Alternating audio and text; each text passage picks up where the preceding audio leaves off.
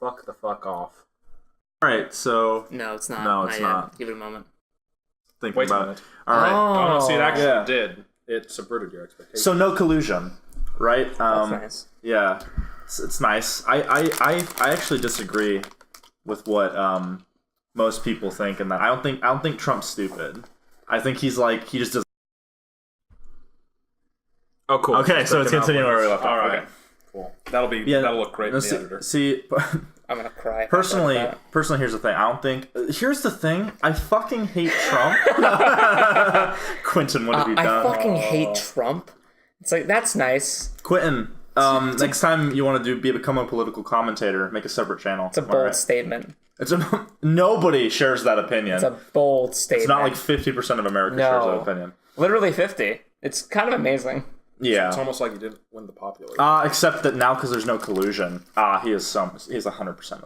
Yeah. No, I don't think he's dumb. I think he's like, he just doesn't give a fuck, and that comes across as like carelessness. I mean, he went from a business manager to a reality show host to president. I'm not saying that those steps were all necessary, but I am saying that I'm saying that supports you, or he doesn't give a fuck. Okay. Definitely does. I'm saying that like he has like his personality of not giving a fuck, and he has a sort of charm. But just that. Now, anyway, it's hurt for my hands where I couldn't. All right, welcome to fucking drink down. Welcome to the Shuttlecast. Oh, welcome to the Shuttlecast. Yeah, the second episode where we don't talk about politics unless it's about Captain Marvel. Tune into the next part of the video. Right. All right. So I'm Sal. I'm Josiah. I'm Nathan. Wow, I haven't recorded in months, and we had our intro still attached and everything. Yeah. I have a question. So, Nathan. Yes.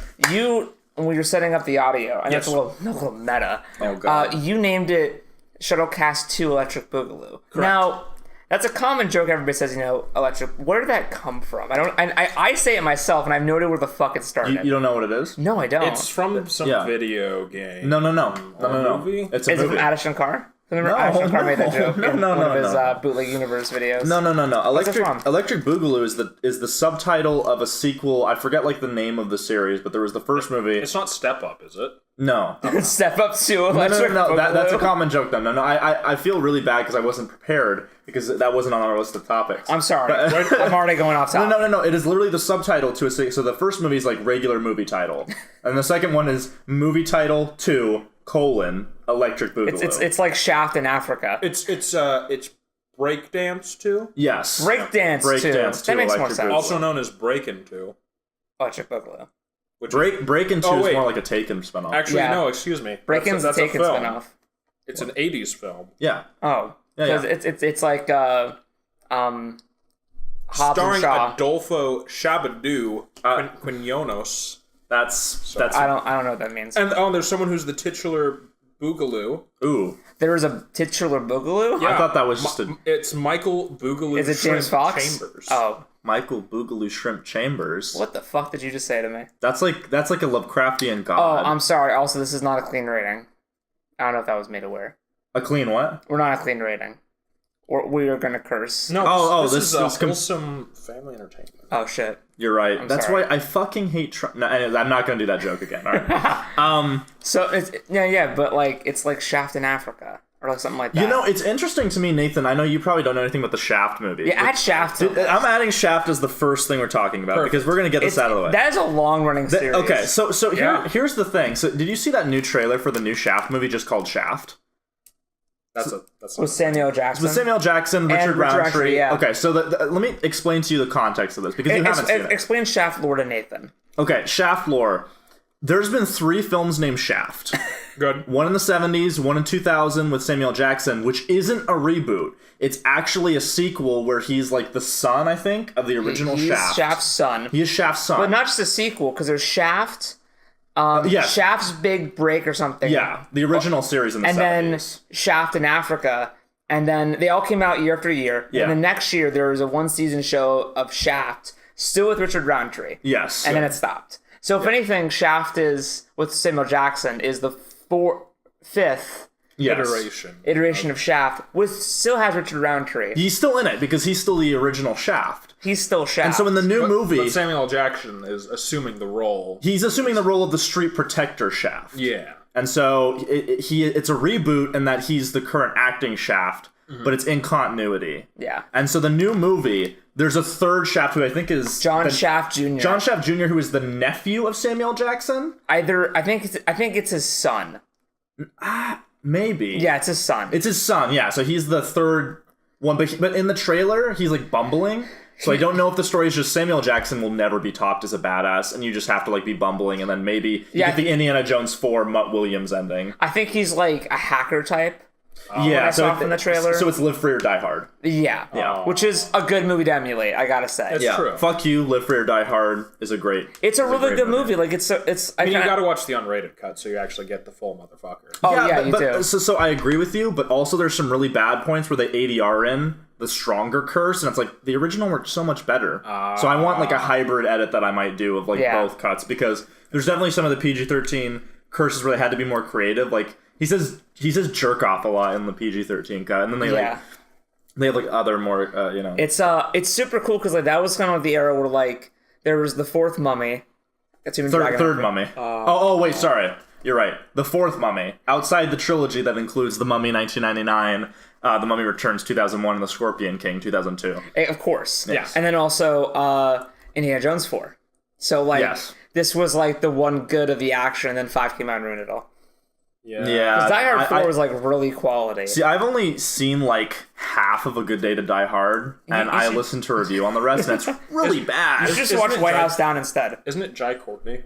Jai Courtney, yeah. So because in the fourth movie we had his daughter, now his son is for some reason with the CIA, and he's in Russia, and then John McClane takes a vacation to Russia and happens upon his son. Is it that he happens upon him, or does he know that he's in trouble? I fucking forget. Who gives a fuck? Remember that bit where like there was like nuclear shit, and I'm like, stop. And then once like you include nuclear in your action series, unless you're Mission Impossible. Transition. Thank you. I got you. I got you. You got me. I was just writing it down. So recently, Nathan, you have in the past been in protest to watching Mission Impossible because you watched the first. Well, you watched 1, you tried to watch 2, and then you watched 3, and you're like, I'm not really impressed. Correct. I did like 3 because Philip Seymour Hoffman was wonderful. Rest in peace. Good. Just very, very compelling. But yeah, I overall was sort of like, I don't really care. I'm not into spy movies. Yeah. I don't like Mission Impossible, James Bond, any of that shit.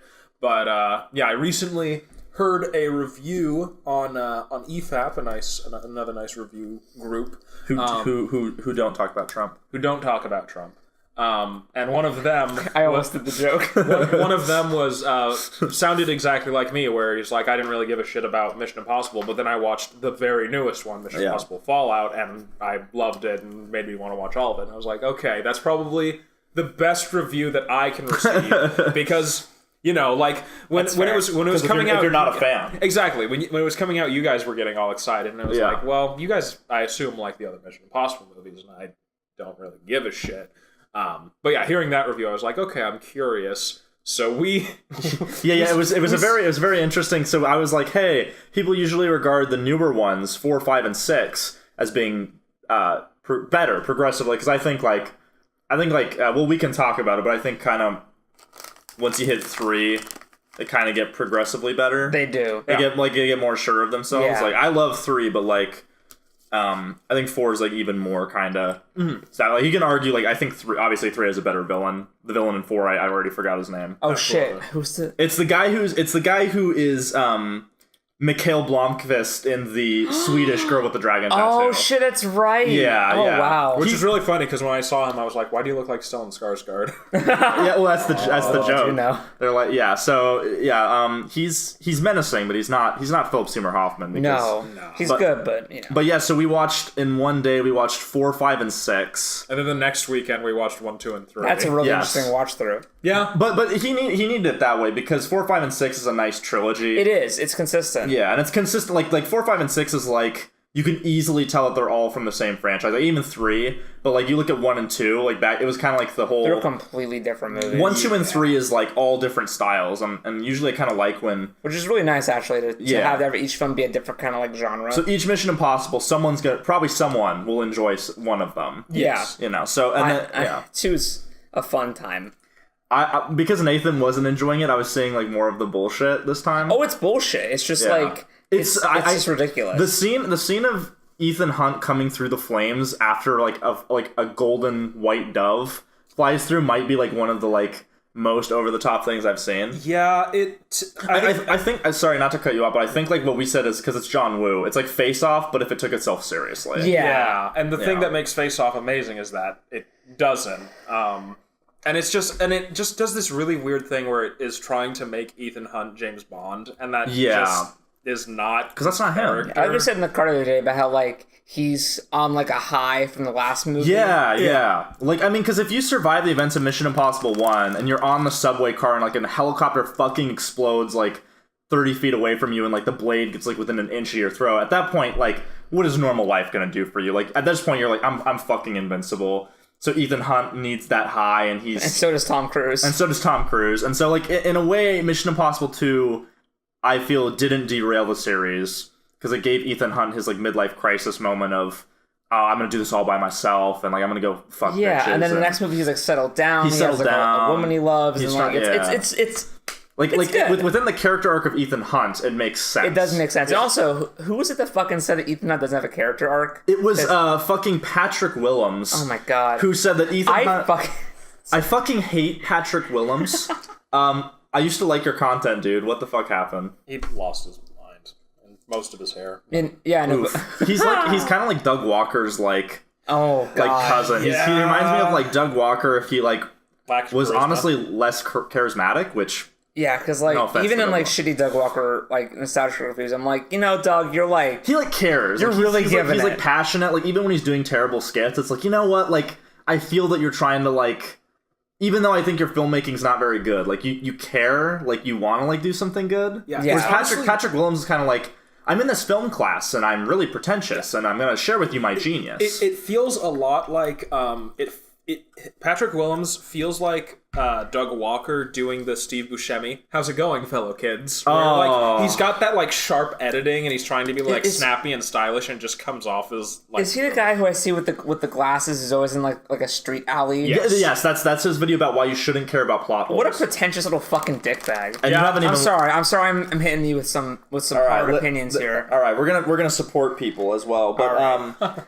go watch Red Letter Media.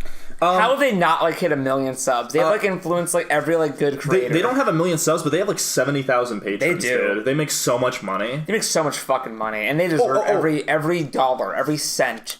Real quick, because and also if anybody wants to know, I'm a huge RLM nerd, and I love their Best of the Worst series, and I rewatch it kind of all the time because I love it. It's a great show. But on their YouTube channel, their playlist for it is in order from newest to oldest. Yeah, that's and bad. So I actually run the most concurrent oldest to newest playlist. So literally every time an episode comes out, I will save it to the playlist, even though I haven't watched it yet. Honestly, I'll make a bold statement, but I think Best of the Worst is literally the new the next generation version of Mystery Science Theater. I completely agree. I think it is the successor to Mysteries. I think like Best of the Worst, if they keep at it, is going to become like considered in the same. And it's really good because they have this cool formula of like, they have the round table, which we've kind of taken. And every time they subvert it is really good too. Oh yeah. Then they have Rian Johnson. I know they make fun of their gimmicks, but I do enjoy their gimmicks. Like they have Wheel of the Worst and Planketto and all these weird like things that kind of spice it up, and like the black spine thing. And I just remember they have a revolving cast of people, but always kind of the same. And they just do a really good job. Known rapist Max Landis was on there. Oh my god! Do you want to talk about Max Landis? We're gonna come back to that later. Okay. There's two things, but yeah, because for Best of the Worst, I know that it was so iconic when they finally had a movie that they were like, we're not finishing this. We're going to substitute with another movie. And it was like it was so dramatic because it was like, they always finish the movie. Yeah, no. And they always do. And I love it was like some really boring like spy flick that was trying to be sexy. It was just like... It was so boring. It was just sigh. Yeah, like if you can't make fun of it, like what's the point? And there's the one episode where they want to spin the wheel to hit the movie they want, but because they hold themselves to a higher standard, if they land on it, they have to watch it. So they end up watching the entire fucking wheel in one episode, and they're just like, it cuts to like the table and it's full of VHS tapes. They're just all like sad, and they're like, yeah, well, we're here. Another iconic one was when they watched all the Transformers films up to that point at once. That video, I remember seeing that. That video is so good because seeing like where really, the movies sync up in their timing. Oh, and it's bad because like there's even points where like the triumphant music hits at exactly at this point in the movie, and it's like, oh, this is fucking run by committee bull. Like Are you checking off stuff we talked about? No. Yeah. That's pretty good. Yeah. Josiah's organized. Dude. He's been so excited to do this. Real quick, because I want to circle back around, not to Max Landis. Okay. Mission Impossible. To Mission Impossible. What if you had to pick like a favorite Mission Impossible film that you said was the best? Which one would you pick? Because are we starting with me? We're starting with you. Okay. And then we'll go to Nathan. This is tough because like 3 is like really fucking good. But I think 3 is like even better because it's after 2. So it's like you see like this sudden humongous jump in quality, but I have to say, because Nathan, you're we're good. We're all good. A certain program entered the playing field. Anton got hot under the collar. Because we know my track record with me loving conclusions. It's because I downloaded the latest version. Excuse me. I think Fallout. Fallout's really fucking good. Okay, what about you, Nathan? It's really close between Fallout and Rogue Nation. With 3 being very close behind them. It's like the original Star Wars trilogy of just really it's pointless to rank really close. Rank those kinds of trilogies. Like it's like ranking Lord of the Rings. It's like, well, I mean, like I guess because I like conclusions. Dude, Return of the King's the best. Yeah, no, I can't. Yeah. If you were to ask me which is your favorite Lord of the Rings film, I'd say Lord of the Rings. Yeah, because it's one movie. It's one fucking movie that they had to split because it's one book. It's one movie. It's one. Yeah. book, So because they told Tolkien we can't print this all at once. Well, we won't. I think I will go with Fallout, and it's simply because Fallout is made stronger by Rogue Nation. Yeah. With Solomon Lane, how it's a complete like flip of his character of it's just like I don't give a shit about Ethan Hunt. I just want my plans. And then the next movie is like Ethan Hunt fucked up my plans. I want to fuck up Ethan. He's literally like, I will die in a nuclear fire if I can make Ethan Hunt feel terrible. And I respect that. And I'm like, and that's commitment to like hating your enemy. Like that's admirable. And Henry Cavill's real good in that movie. Absolutely. Yeah. I mean, like, I'm gonna say it like.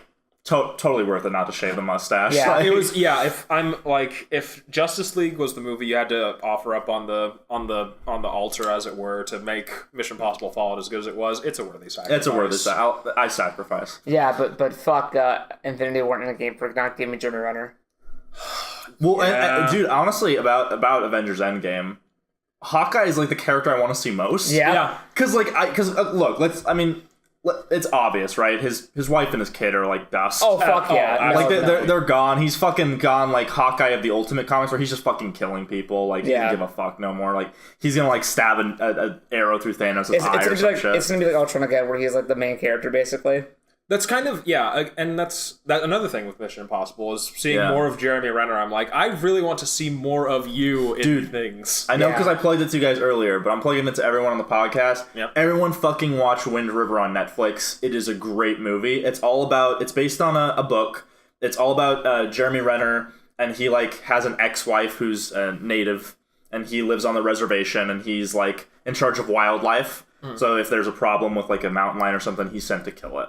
And so then, like, certain things happen, dead body gets found, it's like a mystery. It's a very, like, emotionally deep film, and Jeremy Renner gives the best performance I've ever seen him give. It's a fucking great movie, it'll make you cry.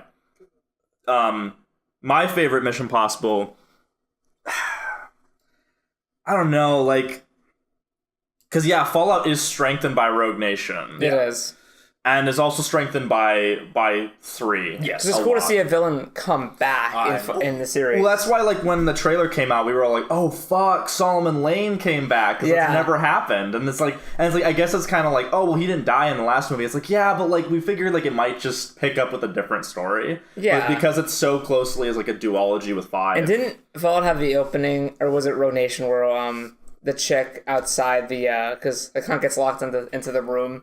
As he's reading 5. Okay, yeah. I think honestly, I'm so good though. Because that director likes to fuck with the your mission thing. Oh, he does. Yeah. No, I'm gonna give it to. I think Rogue Nation might be my favorite. There you go. Yeah. Like it's extremely close. It's like probably like. It's splitting hairs at that point. Yeah, it's like, really. I think just the way Solomon Lane gets his comeuppance is one of the most satisfying ways I've seen a villain get defeated in a movie. Oh yeah, just the absolute cuck of that glass box. Oh yeah, because like in the beginning of the movie, it's like really like needlessly cruel of him, and he's just fucking with Ethan Hunt. Yeah, and then like at the end of the movie, like Ethan like slides down the hole and like he's aiming the gun down, he just jumps down, and just like the moment like when you start to realize what's happening, and then like when Solomon Lane realizes, and then like the theme comes in, and he's like, meet the IMF, bitch. Yeah, fuck you. Oh, it's so good. It's so funny because throughout that movie I was kind of like, I don't know if he's just like the in charge guy or if he can kind of fight, and then I see like him shooting and it's like, okay, he's good, and then like when he drops down it's like, final fight, and then the glass. Yeah, no, no final fight for you. But then I made Henry Cavill, so it's like exactly worth it. Yeah. Worth it to see just pure beef. Yeah. That was his first fucking shot, Henry Cavill in Mission Impossible Fallout, when he's walking to the plane, and you just see like, I was freaked out. You can see like his lats under his suit that he's wearing, like several layers, and he's still like beefed out. And I'm like, oh boy, he's a. Oh boy. He's gonna be Oh yeah, that's actually, I was gonna like just bring a little bit of that up because I'm gonna segue in a moment if you don't mind. Do you want to segue to that? I want to segue to that. Go ahead. Yeah, I was gonna say like, I bet he's under contract. You have to remain Beefcake all through The Witcher. Yeah. So The Witcher. I played a bit of the first game. Right. I own the first two on Steam. I haven't played them. I own all the games, but I have not played them all because I'm reading through the books, but I got kind of stumped on the third book. Why? Which is the first. So the first two books are short story collections. Okay. And then the third book starts like, and there's 5 books which are like an actual like continuous plot, which is cool. Yeah. Like do short stories, build up your character, and then the second book is kind of like a prelude. Like he's building up to it. Clearly, whereas in the first book, he's like, "There's a dude." And so in the first like book, that's like an actual series. The third book, I got about halfway through. Yeah. And I realized I hated it because No, you don't understand. The Witcher is only popular because of these books. The games have nothing to do with it. Yeah, fuck the author who's like, oh, the games have nothing to do with the popularity of The Witcher. And I'm like, kill yourself. Shut up. I mean, I first heard about the game and I didn't know there were books. No, a lot of people that when I at my last job when I was reading The Witcher books, they'd be like, oh, there were books? You know, like people just don't know because they're all right. And maybe it's because I'm reading a translation, but I'm not going to blame it all on that because there's this moment where like, They start talking about more and more politics. Yeah. And then it cuts, like, all these kings meeting up and talking about, like, what they're going to do next. And it's like a whole fucking chapter of what will we do next. And then it ends with, all right, here's what we'll do. And then it cuts. And then in the next scene, it's this... And the whole time, by the way, they mentioned that, like, oh, like, this one person isn't here. And then it cuts to a shadowy figure who is dressed as Milord. And I'm like, oh, I wonder if it's that guy. And it's that guy. And the book has this whole big reveal where it's like, ooh, it's this character. And I'm like, I know. Like, the moment we cut away from the meeting and they said, oh, there's a meeting happening, my lord. It's like, oh, well, who could that be if not the one character you said explicitly was not at the meeting? It can't be. It's just really bad. It's just like he tries to like force in politics in the story about a guy who just wants to fight monsters. I think he just doesn't have a talent for it. He doesn't. He has a talent for like those kind of gritty, like super realistic fantasy. Yeah, stories. but even then, I was only like kind of enjoying the short stories. I know. I'm just giving him. I'm giving him credit. Like for what every he's strong short at. story had this thing of like, oh, it's a fantasy trope, and we're gonna subvert it. Oh, but it's Rian Johnson. Or it's like. Oh, is it a monster? Oh, it's not a monster. Or it's a monster, but it's misunderstood. So it's literally just high concept Scooby-Doo. Yeah, but every single time. Yes. Well, and to the point where, like, by the end of the book, I was like, oh, I wonder if it's not really an evil monster. The school of Rian Johnson, notwithstanding, if you subvert every time, it's predictable. Yeah. And it kind of sucks that I bought all the Witcher books, and I'm like, kind of not into wanting to read the next, but I have to because I bought them, and I have to read more. But you can put it off for a long time. I am. Yeah. It's been a while. I started reading those books like 2 years ago, and I've just been like, nah. Even Wheel of Time is better. Like, oof. That's... I don't know. Bold claim. Because even like Wheel of Time is just more consistent with how it is, whereas like The Witcher will have like really nice moments, but for the most part, sort of just like weird and like it thinks it's really smart, whereas Robert Jordan doesn't think he's that smart. He just I think Robert Jordan thinks he's clever, but he doesn't think he's smart. Because there's one Witcher story where it's like all about economics, right? And he's like, oh yeah, look, I know so much about economics and money, and I'm like, why am I reading this? Where are the monsters? Like, this isn't literally an entire story about, like, there's a secret society of these monsters who, like, sway wars to earn more money, and I'm like, okay. So the Akatsuki. Yeah, but they're shapeshifters. Oh, so the scroll. Yes. Actually, have you seen Captain Marvel? I don't want to segue yet. I don't want to segue. Stop. I don't want to segue. No, we're not going there yet. Please, God, let me have this. We're getting there. So it's kind of funny that, like, Netflix is doing The Witcher, and Narnia. And Narnia. Let's talk about where the fantasy series right. So Game of Thrones has been dying a slow death for a few years now. It's literally the mountain on the table. Like, it's getting pumped with the fluid, and it's just screaming and slowly dying. Yeah. Do you want me to get you some? No, I'm okay for now. You want them fucking Mars bars? Fucking Mars bars. Okay. So, Game of Thrones, our opinion of it is that after 4, it got shit. Yes. There are flaws in the first 4 seasons that, when looking back, you see now, but, like... But it's still, on the whole, a good quality product. Yeah. Yeah. Like, at the start of... at the moment in 4...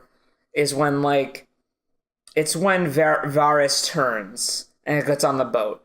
Is when, like, the clock starts to tick, where it's like, all right. So I see it as, like, there's 3 or 4 moments when, like, as I was watching it the first time, and what I now view, like, in hindsight, are the moments when the show starts to, like, crack. Yeah. And there's 4 moments. There's three major ones, and the 3 major ones are, 1, they mention Tysha in every fucking season. And in the scene where Tyrion's waiting for his trial talking to Jaime, do they talk about Tysha? No. They talk about fucking cousin Orson and his beetle smashing, which is all a reference to how Orson Scott Card shat on season 1 of Game of Thrones. It's literally just them being petty assholes. Because Dan and Dave do that shit. So, like, instead of, like, using that moment of screen time to, like, build up Tysha, the moment when Tysha's not brought up when he kills Tywin... that's when Tyrion's character breaks. Mm-hmm. He no longer has an arc. He no longer is flawed. He may have killed his dad, but his dad was abusive. He may have killed his girlfriend, but she slept with his dad and tried to grab a knife, and so he's a good person. Yeah. So that's moment 1. Moment 2 is when Leaf, the child of the forest, throws a fucking magic missile fireball at the White Walker. Oh, yeah. And Jojen dies. And Jojen gets stabbed, and it's like, oh, okay. But it's Game of Thrones. Oh man, they're killing off characters. That's true grit, if you would. That's what? No. What about with true grit? True grit. And then the third moment is Varys. The third moment is Varys turning and getting on the boat. And then the fourth moment is no Lady Stoneheart.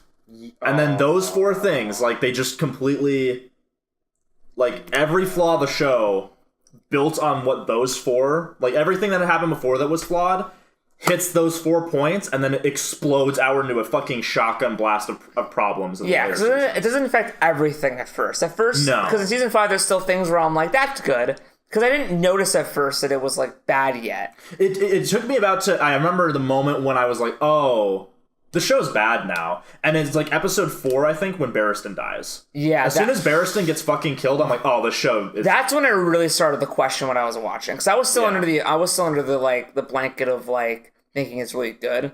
Because I was so built up on the emotions of the first 4 seasons, I 4 seasons I didn't quite get yet. Oh, this is really bad. It was actually the recent season. I forget what episode. But was it when they were beyond the wall? No, I knew by then. By then everybody knows. I think it was when, like, was it when Gendry comes back? Yes, that's when I was like, wait a fucking shit a minute. Like, I love Gendry, and I love the actor who plays Gendry. I expected you to still be rowing. That's when like the sleeper cell activated in my brain. The Manchurian candidate. And I was like, that's when me and Nathan were like, one of us. And then, like, I did like I had like a Saw flashback where Hello Zep played, and I saw back the last few seasons, and I was like, no. I think like everything hit me. It was so bad. Oh wait, guys, we talked about Game of Thrones. This episode's not gonna come out now because the file's gonna corrupt. Because no, since we started the escape pod, we tried to talk about Game of Thrones every single time we do. So we have to make sure not to talk about it. And whenever we talk negatively, it never, like, gets through to release. Yeah. Because we did talk about, I think also what broke me is that I had the cool Tower of Joy prediction.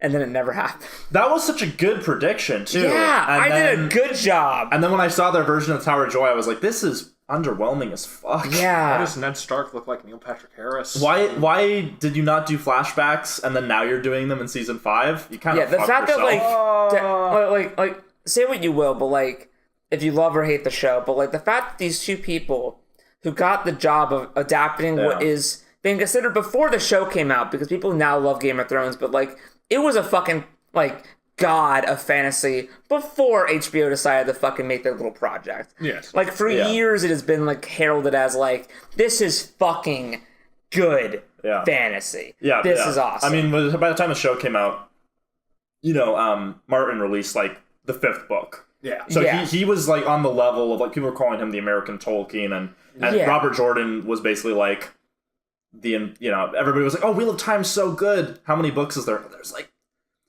12, like 13, and it's like, how many Game of Thrones books are there? There's like 4 or 5, and it's like, but it doesn't compare. Yeah, and also, I don't think people, like, the layman might not know that, like, George R. R. Martin's been, like, a writer for, like, decades, and, like, an accomplished one at that. Like, writing, like, a variety of genres, like... Yeah. In fact, like, Game of Thrones is sort of, like, his first real published fantasy. Because he even did, like, some weird, like, punk rock, like, acid trip. He did like a punk rock like novel, which actually kind of broke his career for a while.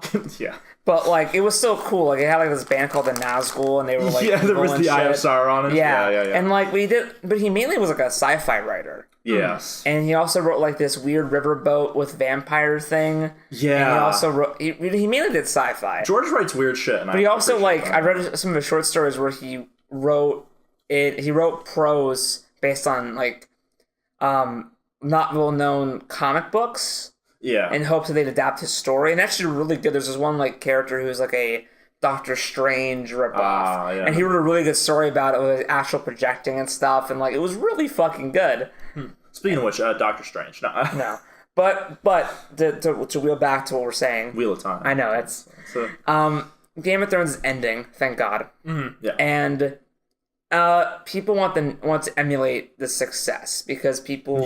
This is what companies do. Yes. So they've been various companies have been buying up all these properties to make what they think will be the next Game of Thrones. Yeah. Which I actually personally think is a good thing. It's competition. Competition is always good. It's competition because I know it's not called The Long Night, but we're calling it The Long Night because George did, and I don't care if he was wrong. It's a good title. Fuck you. But there's A Long Night, which is going to be the next Game of Thrones show, which is a prequel set in like the far past, made by HBO. Yeah, but the show's ending, so like all these other companies want to kind of get in on this action. Yeah. So what is it? Netflix has The Witcher and Narnia. Amazon has Lord of the Rings and Wheel of Time, and then I think we were joking about like Hulu's gonna get Aragon.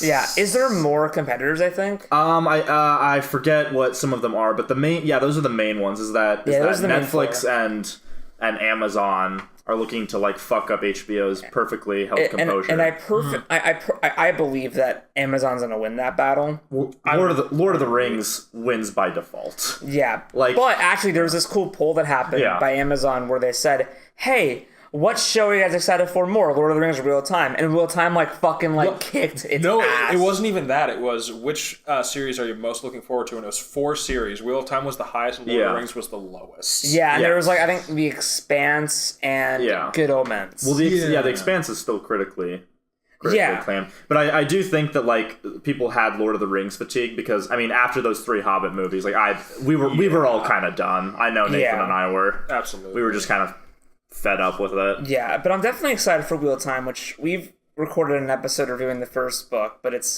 I'm editing it and taking my sweet time with it because I want to be perfect. It's very long. But I'm halfway through the series. Nathan's finished it. Mm-hmm.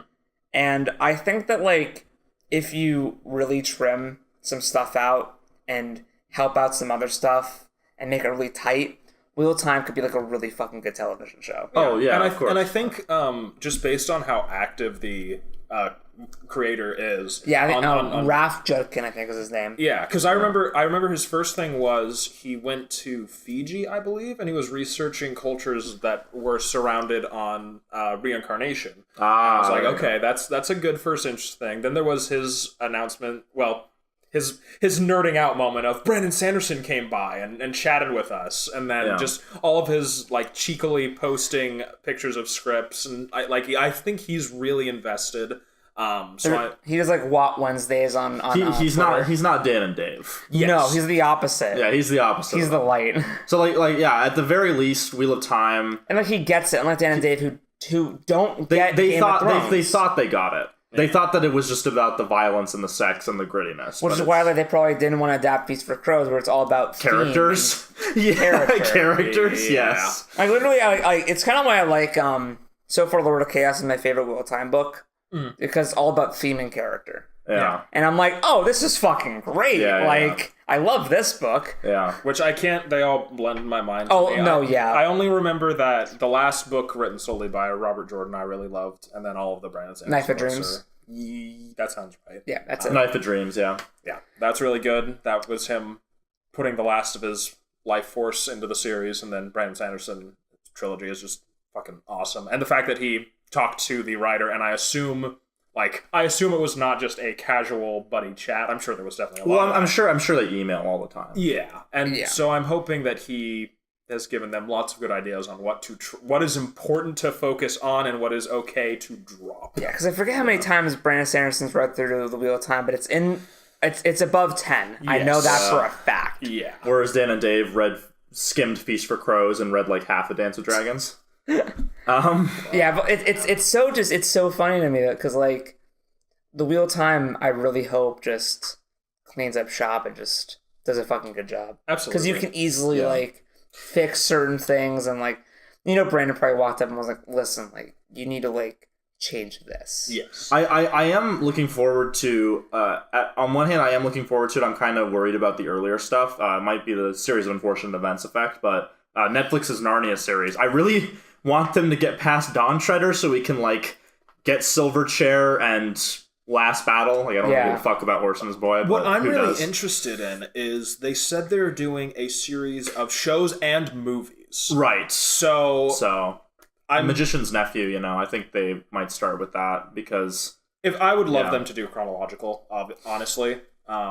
Book wise, never read a chronological because you will literally read books where it's like, and you know who Aslan is, and it's like, no, I don't. I just met him. And it's like, well, this is the 6th book originally. Fuck me, I guess. I mean, I read it. I've read it that way, and I've enjoyed it that way, but definitely not the first time. No. Well, read it chronologically afterwards, but like the first time, I would say read it normally. But I think they might do like. If it's films and movies, I think we all said like, well, make Horse and His Boy like an hour-and-a-half film, and I think when it was still Disney or 20th Century Fox, I was saying you can just make like Horse and His Boy like a Hallmark movie or something. you don't make it the short prologue to the Last Battle where it sets up fucking Tash. Just get Lou Scott to do a prequel short film. Yeah. There we go. Yeah, but because like the movies actually for Narnia were really fucking good. Yeah. I remember I was like, no, you should really go back to them because they are hidden quality. They are underrated gems. I only seen the first one when I was a kid, and I kind of had a weird memory of it not liking it. But I think it was more so dislike of the game. Oh, the game is fucking garbage. But yeah, we watched it, and it was really fucking good. Yeah, of all the imitators of lore, I mean, you have like Inkheart and Spiderwick Chronicles and His Dark Materials and fucking The Seeker, The Dark is Rising, all that shit. Like, all those Lord of the Rings imitators were garbage. And see, because I remember reading Spiderwick as a kid and loving it. Apparently the movie is, like, well-regarded, but I remember it not being good. I remember liking it. Okay, well, I'll have to go back to Spiderwick. I was at work the other day, and someone was in the break room on their phone watching Spiderwick, and having a good time.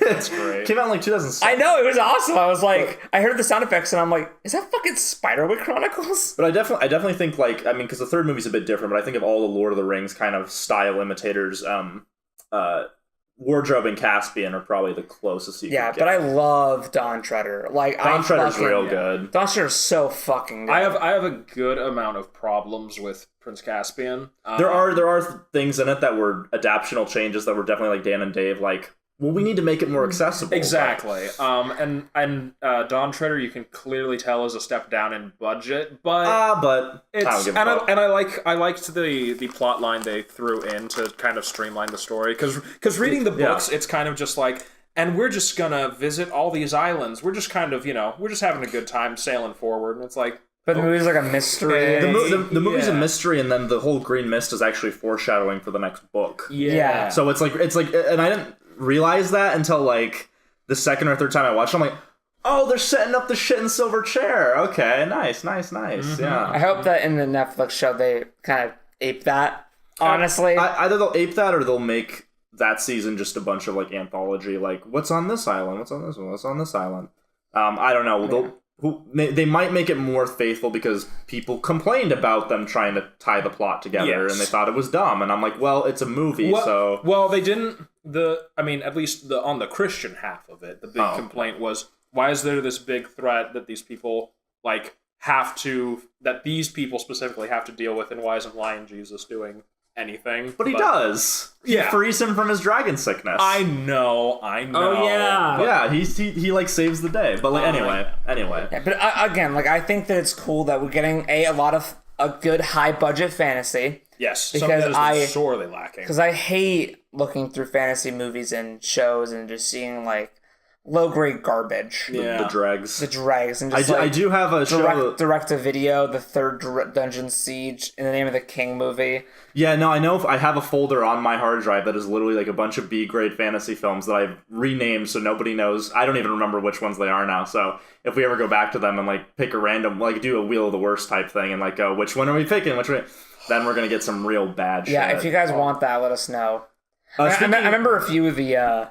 I gave some input on what we should have in that folder. And I know there's one that is just the 3 Hercules films that came out in 2014. Yeah, but like I'm glad one of them's the Asylum one. Christ. I'm just glad that Game of Thrones is dying and that in its wake we are getting 4 like big budget adaptations of various fantasy properties. And we're also, we can talk about this, we are getting that, small little film, you might have heard of it, Dune, is coming back. Dune! So like, Long live the fighters! It is the legend. It is the legend. So I am so fucking excited. I honestly think it's the most anticipated movie for me that's going to come out in the next... Like, Endgame is like... I'm excited to see Avengers Endgame, but I really want to see Dune. I would happily... If someone told me, like, hey, Sal, you have a choice to make. You can see Dune next month, or you can put Endgame back a year, I'd go, hit the button. That, or, like, listen, Dune isn't going to turn out terribly.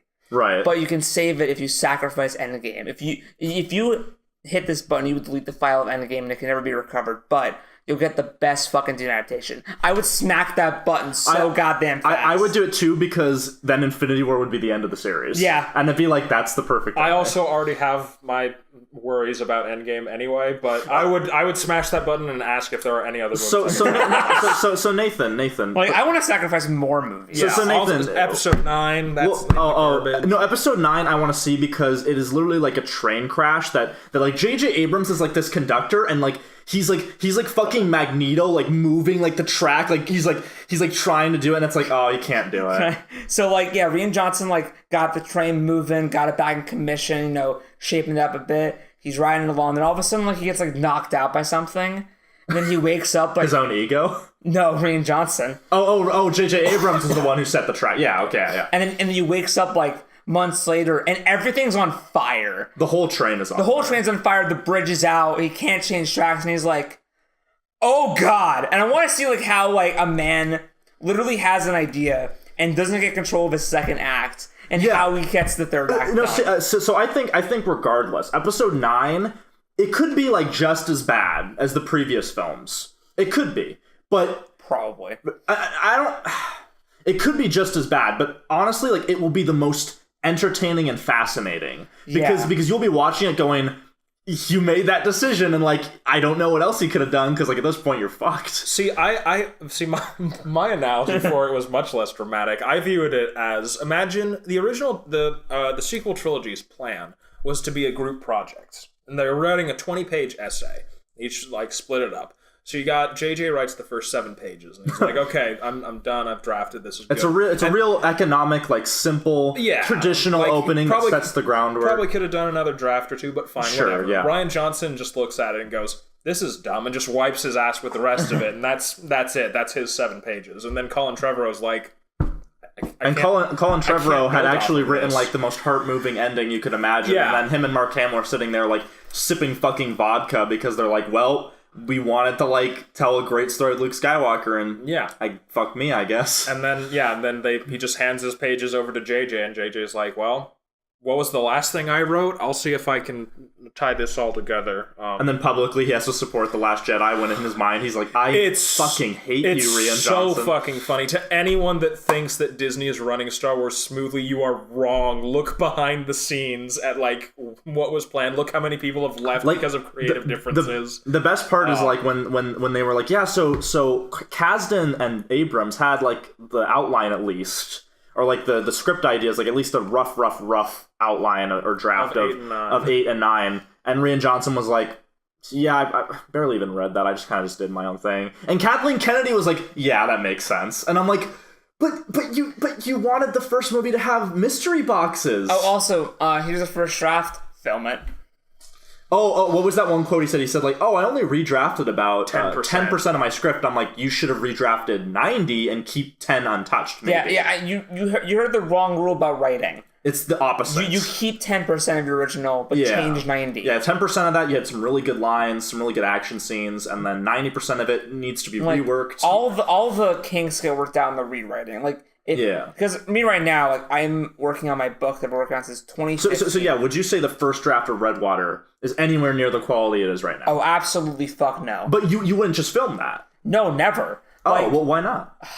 Because it's incomplete. It's because the first draft of anything is your brain going, here's the raw information of what you think the story could be. Yeah. And then you, as a craftsman, as an artist, take that and progressively make it better and better. And so you have a product that you're proud of. Like Nathan, like you've been editing a project. Yes. And you started editing the first one, and then you've gone past that, but now you've gone back and been like, no, I'm refining this and making it good. You didn't just release it just because fuck it. Yeah. You're like making sure it all fits consistently and it works, and you're making sure it's all good.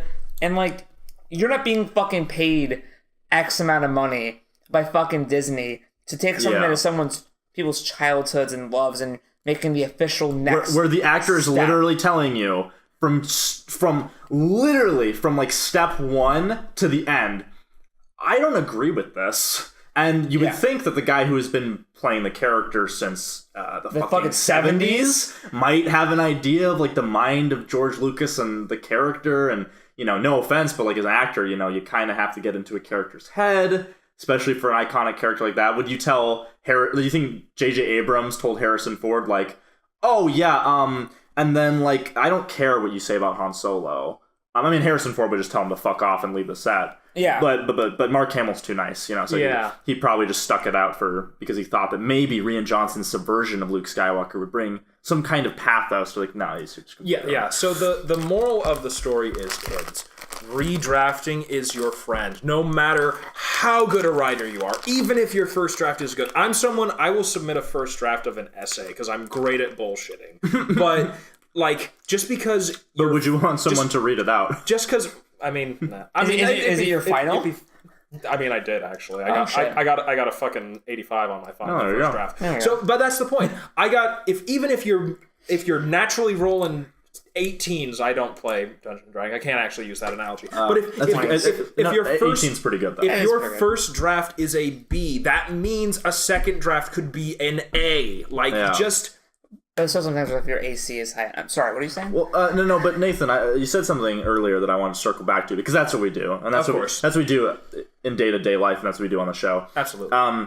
What are your worries about a certain film coming out next month called Avengers Endgame? What could you possibly have with the sequel to like the greatest film of all time? Whoa, do you not like Marvel? Dude, no. Don't you know Marvel is the most successful film franchise of all time because all the movies are better than every other movie of all time. That's great. The Simpsons is the longest running cartoon, and I don't give a shit about it. No, you shouldn't. No, but that's different. Marvel's just so good. That's not an argument. That's okay. So you hate women? Wait, whoa! I think you're projecting a little bit. No. Do I work out? Is that a theoretical? No, I don't work out. I'm just naturally like this. Is that a personal attack? So what could you be worried about? So my concern about Thor Ragnarok. Ragnarok was really bad, and if anybody liked it, I have fucking problems with you on a personal level. This is the part where I run away. Sorry, go on. I that was good. That was actually I was actually speaking through him, and he that knew was the that words was that were on my. That was actually Nathan talking from over there, but it was Sal's mouth moving. So my problem is I've heard reports that I love that because you're like the secretary of IMF. Like I've got reports. These papers on my desk. Do you need props? Yeah, I've got these papers on my desk here. Reports from various sources saying there is a character in Endgame who, let me see. That's me with the. I tried to map out the Zelda timeline. Fucking. So there's you actually did. No, I did because the official timeline's wrong. A new video coming soon. There's a character in Endgame who wasn't in Infinity War. Spoilers, it's not Hawkeye. I'm so excited to see you, Jeremy Renner. But there's a character in Endgame that I've been told the Russo brothers did not originally want in Endgame. There's a character in Endgame that Elizabeth Olsen has said she is displeased with how quickly this character emerges and subsequently rises in the ranks of the Avengers. A character whose film, from everything that I have read and heard about it, is a very jank fit into the timeline. And is being led by an actress who has made some statements and has an attitude that is not reflective. Let's say flippant. Flippant would be a good descriptor. Yeah. Not saying anything too terrible. I was simply going to say, isn't embodying the qualities her character was originally meant to. It's not Chris Evans. It's not Chris Evans.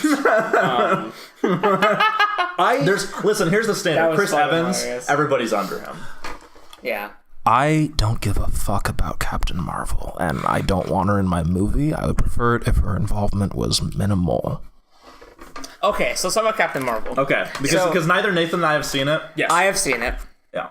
I like it. Mm-hmm. I think it's... go ahead and go, because you said some things in the car that I was like, oh, okay, that makes sense. I want to bring it back. I want to hope I can...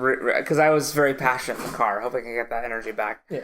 So I like Captain Marvel. It's very much so the Marvel formula done well. Mm-hmm. Because it is a formula at this point. It's at movie 20. We have a fucking system of how to do things here. You hit the certain notes, you do the jokes, you hit the plot line, you do the character arc. It's all there. Set up the next movie. It's very good. It's very efficient. It has certain things that I think are really well done. Like of course. Who are the shape-shifting guys called? The Skrulls. The Skrull twist in the movie was done very well and was really awesome. I don't know if you guys know about what the twist is. I don't know what the twist is, but do you guys care to find out? Oh, I don't care, but I know the Skrulls in the comics. Spoilers for Captain Marvel Inbound.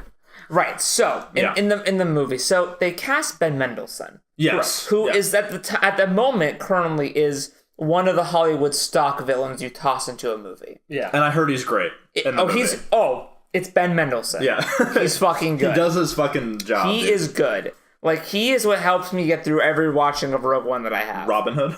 Robin Hood, I have not watched it, but I'm sure that I will love Ben Mendelsohn and nothing else. I don't know. I think I like... Again. I think I'll like the modern dress and the medieval with the riot shields and shit. Yep, absolutely. I'm avoiding that movie. But Ben Mendelsohn is sort of, like, at the moment, typecast as the villain type. Right. So it's really cool when you get to about this halfway point of Captain Marvel, you find out that he's actually the good guy. Right. And Jude Law's the bad guy. Yeah, right. And I was like, you know what?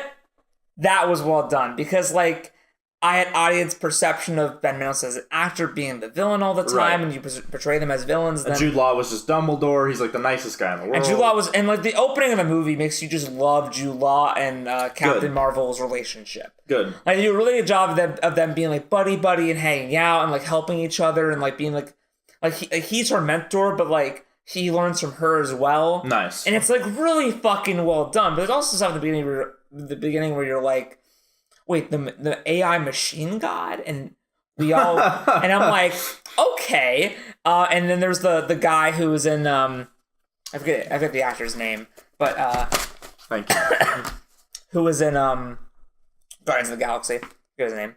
Oh, Ronan. Oh No, the guy with like the blue eyes with the thing in his head. Who confronts Star Wars like who? Oh, in the opening. Yeah. I forgot his name. Yeah. But he's in the squad, and I'm like, isn't he kind of a bad guy? Oh, whatever. I guess maybe he hasn't. He has many years to become bitter. Yeah, but no, it's cool where they twist it on you and show. Oh, actually, she's been indoctrinated by the Kree the whole time. Okay. And they're actually the bad guys. And while you thought that the gross shapeshifters were the bad guys, they're actually the good guys. They have families. They wanted to protect their children. And it was really good. And Samuel Jackson's fucking great. And like they do a lot of cool things with the plot, like how she gets her powers is great because all the trailers and stuff in the movie, it's like, oh, the Kree gave me these powers, but it's like, no, they didn't. Oh. They're suppressing them. Oh, okay. Which is a really nice little thing where she breaks the suppression thing and unleashes her true potential. Unleashes the limiter. To which at the end of it, like, because in the beginning of the movie, like, Jude Law talks about how she has to learn to defeat him without her powers because she has to learn, like, true values and how to be a real fighter. And at the end, like, she's, like, blowing up a whole fleet and Ronan the Accuser's like, yeah, I'm not fucking with that. I'm leaving. He's like, no, I'm okay. He fucking died, dude. And he just leaves. And then at the end, like, Jude Law and her are ready to fight, and then he just, like, suddenly puts away his weapon and goes, I'm so proud of you. Like, you're doing such a good job. But you still need to learn, like, your true potential. Fighting me without... And he gets this whole big speech about fighting him without the powers. And then she kind of pulls in Indiana Jones and blasts him away. And it's like, I don't have to earn anything from you, asshole. Oh, right, because she's thrown away the suppress. Well, no, she's thrown away, cast off him as the mentor. Yeah, and so it's a really good moment where he's like, I can't fight this normally. I have to hopefully kind of manipulate her, and it backfires. Is Ronan only in the movie for about, like, 2 minutes? Yeah, basically. Yeah, I figured. He's not in it as much as I want him to be. But it's okay because, like, it kind of, like, shows that there's, like, a world. I guess if they do a Captain Marvel 2... No, they are, because the movie ends with her sending Jude Law back to the Kree planet going, tell them I'm coming, and I'm going to fuck them up. And he's like, and he's like, no, you can't do this. And she's like, oh, I'm going to do it.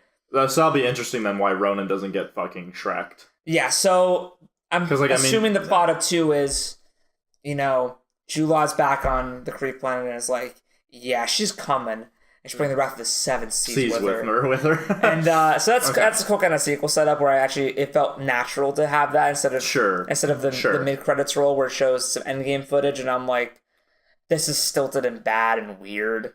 I just think that Captain Marvel should have been part of like introduced back like when they were introducing Doctor Strange. Yeah, like give it some time to like it feels very sudden. Like they're like, oh shit, Wonder Woman made money. Oh god, what do we do? Because shit as much as we do on Thor Ragnarok, at least Doctor Strange was also in that, so that he was in like 2 movies before Infinity War. Yeah. So like it was like, oh, okay, so like him being like a big deal, like Thor and Loki went to Doctor Strange. So like clearly he's a big fucking deal. Yeah. So like Captain Marvel having a movie like right fucking before Endgame, like literally just a few months before, it's like, oh, and she's like a huge part of this movie. It's gonna be like, yeah, it's very bizarre because like I really enjoyed Brie Larson's performance.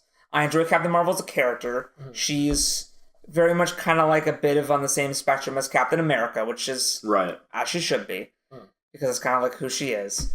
And she's really well done, and it's a really fun movie, and like some jokes don't land, and some things are a little weird, and some pacing's not the best, but like, yeah. And I'm not going to ever rewatch this movie like on its own willingly, because it's like...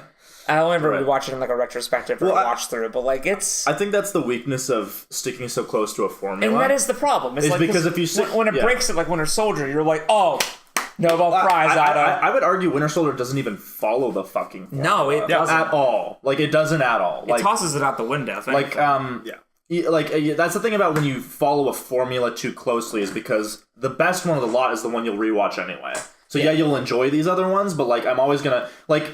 Doctor Strange. It's like, it's an okay movie. It's entertaining, but like, why wouldn't I just watch Iron Man 1? Yeah. Because it's the same story. Like, Captain Marvel really got the formula down. Right. But it's still a fucking formula, and I don't care as much as when you break the formula. Correct. Like Infinity War, what ends with the spoiler alerts. I know everyone knows it by now, but I still want to say it. Yeah. No, thank you. Yeah, it's still recent enough. Yeah, but spoiler alert, when everybody fucking dies at the end, yeah. I was like, oh my god... fucking thank you. And, like, I think... Like, sweet titty fucking Christ. The thing about Infinity War is, like, I'm going to have to hold, like, that memory close to my heart, because if Endgame, like... Because, let's be real, guys. No matter what conspiracy theories you're throwing out, Spider-Man Far From Home comes out a few months after Endgame. Yes. And you could say, like, oh, well, only Spider-Man gets revived and Nick Fury. Like, maybe the others... Come on. Fuck you. Fuck you. Like, it's... Like, all the new... Loki's dead. Loki's dead, but they're doing Heimdall's dead because he's going to be in the Suicide Squad. Yes. Yeah. And Gamora maybe is dead. I think Gamora's dead, and that James James Gunn is going to do a search for Spock for the third movie. That's probably what it's going to be. She's probably dead. Yeah. But everyone who got vanished... No, they're coming back. All of them, no exceptions. Like Black Panther, second most profitable Marvel movie. Coming back. Doctor Strange, he's literally just had like one singular movie and had a cameo and then just dies. Groot, you can't kill Groot. And Benedict Cumberbatch has a contract for 5 movies. So, there we go. Yeah, just so you know. And Bucky has a contract for like three or 4 more movies. He's always had a fuck ton of movies. Yeah, he started with 7. Well, because I think they were like debating like with Chris Evans. They're like trying to go like, well, when is he going to choose to leave? We need to have him ready in case like he does. We can have him be Captain America. Yeah, I know that Infinity War was the last one in Chris Evans' contract, but he was like, well, I want to finish the story. Yeah, which is great. So throwing lots down, Steve is gonna die. Yeah, Tony's gonna die. I was gonna say, have you seen the latest trailer for Endgame? Yeah.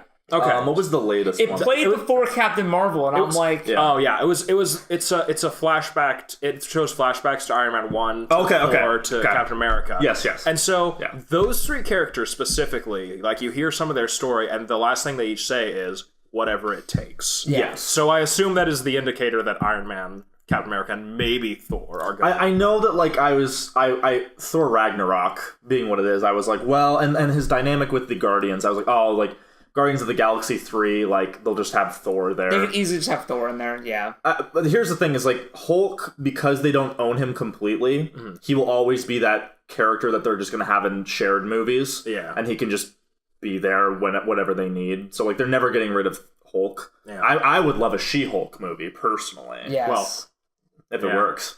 But I'm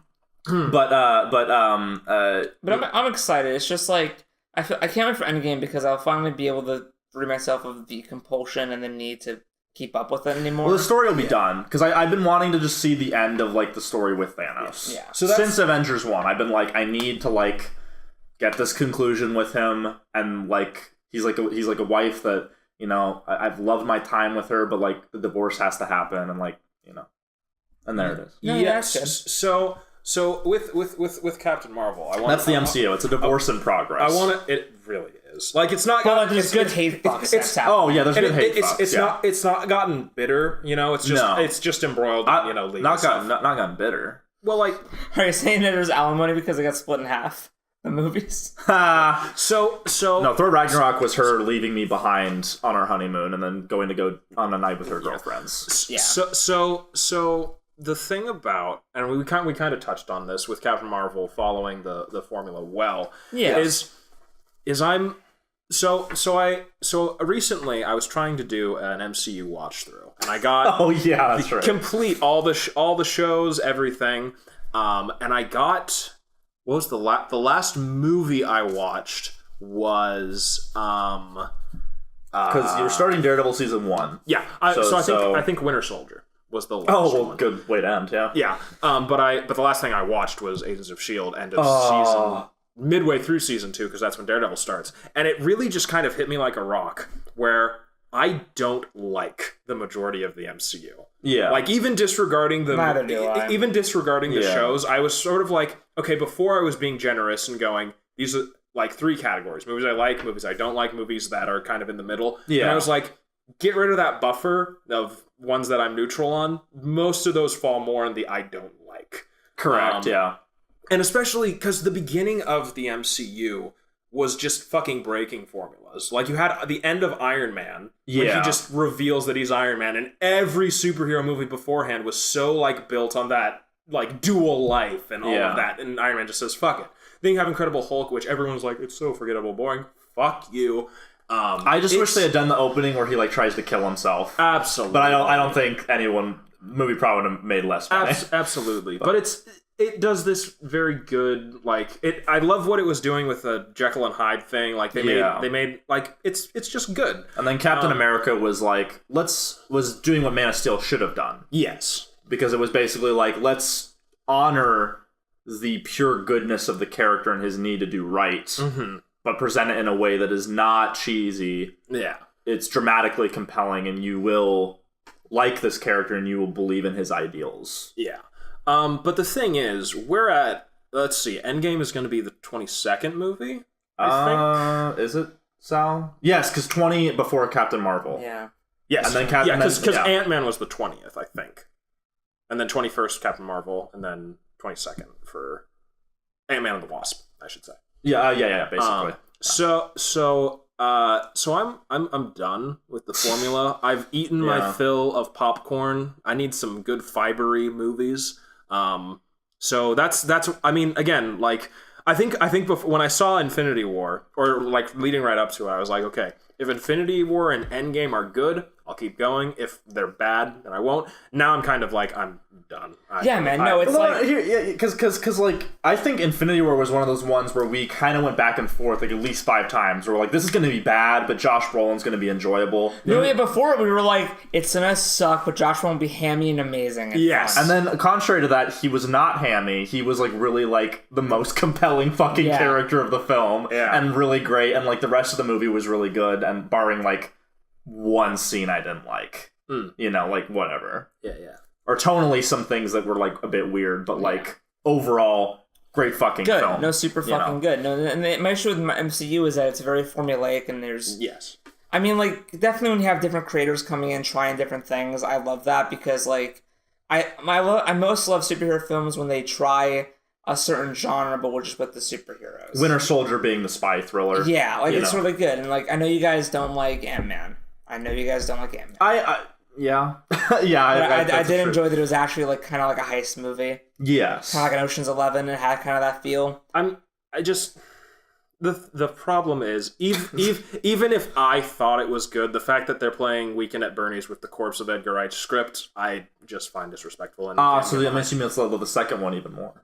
No, second one was better than the first one. So I actually really like Ant-Man and the Wasp. Again, it's though I rank it next to Captain Marvel, and it's the formula done really efficiently. Yeah. But that's my problem, is that I don't want, like, efficient. So, I want great. I think the issue that we're not dancing around, because we're not trying to avoid it, but the issue that we're all kind of saying, but we haven't said it yet, is that we want Endgame to take risks like Infinity War, and not just be, oh, well, we solved the problem, and so we're good because Infinity War was really good. Like, fucking imagine. Like, if Endgame's, like, really bad... Well, you know, just imagine if instead of Iron Man or Steve like dying, it's they lose their powers. Yeah, like Tony just becomes an idiot. Steve like goes back to being a scrawny person. I know my mom actually had an idea of like, because there's going to be let's just be honest, there's going to be time shenanigans. Yes. Oh yeah, there has to be. There has to be. Like my mom offered the idea that maybe Steve gets to go back in time and like have like one last moment with Peggy when he's young and give her that dance, and that maybe he dies after that. I don't know if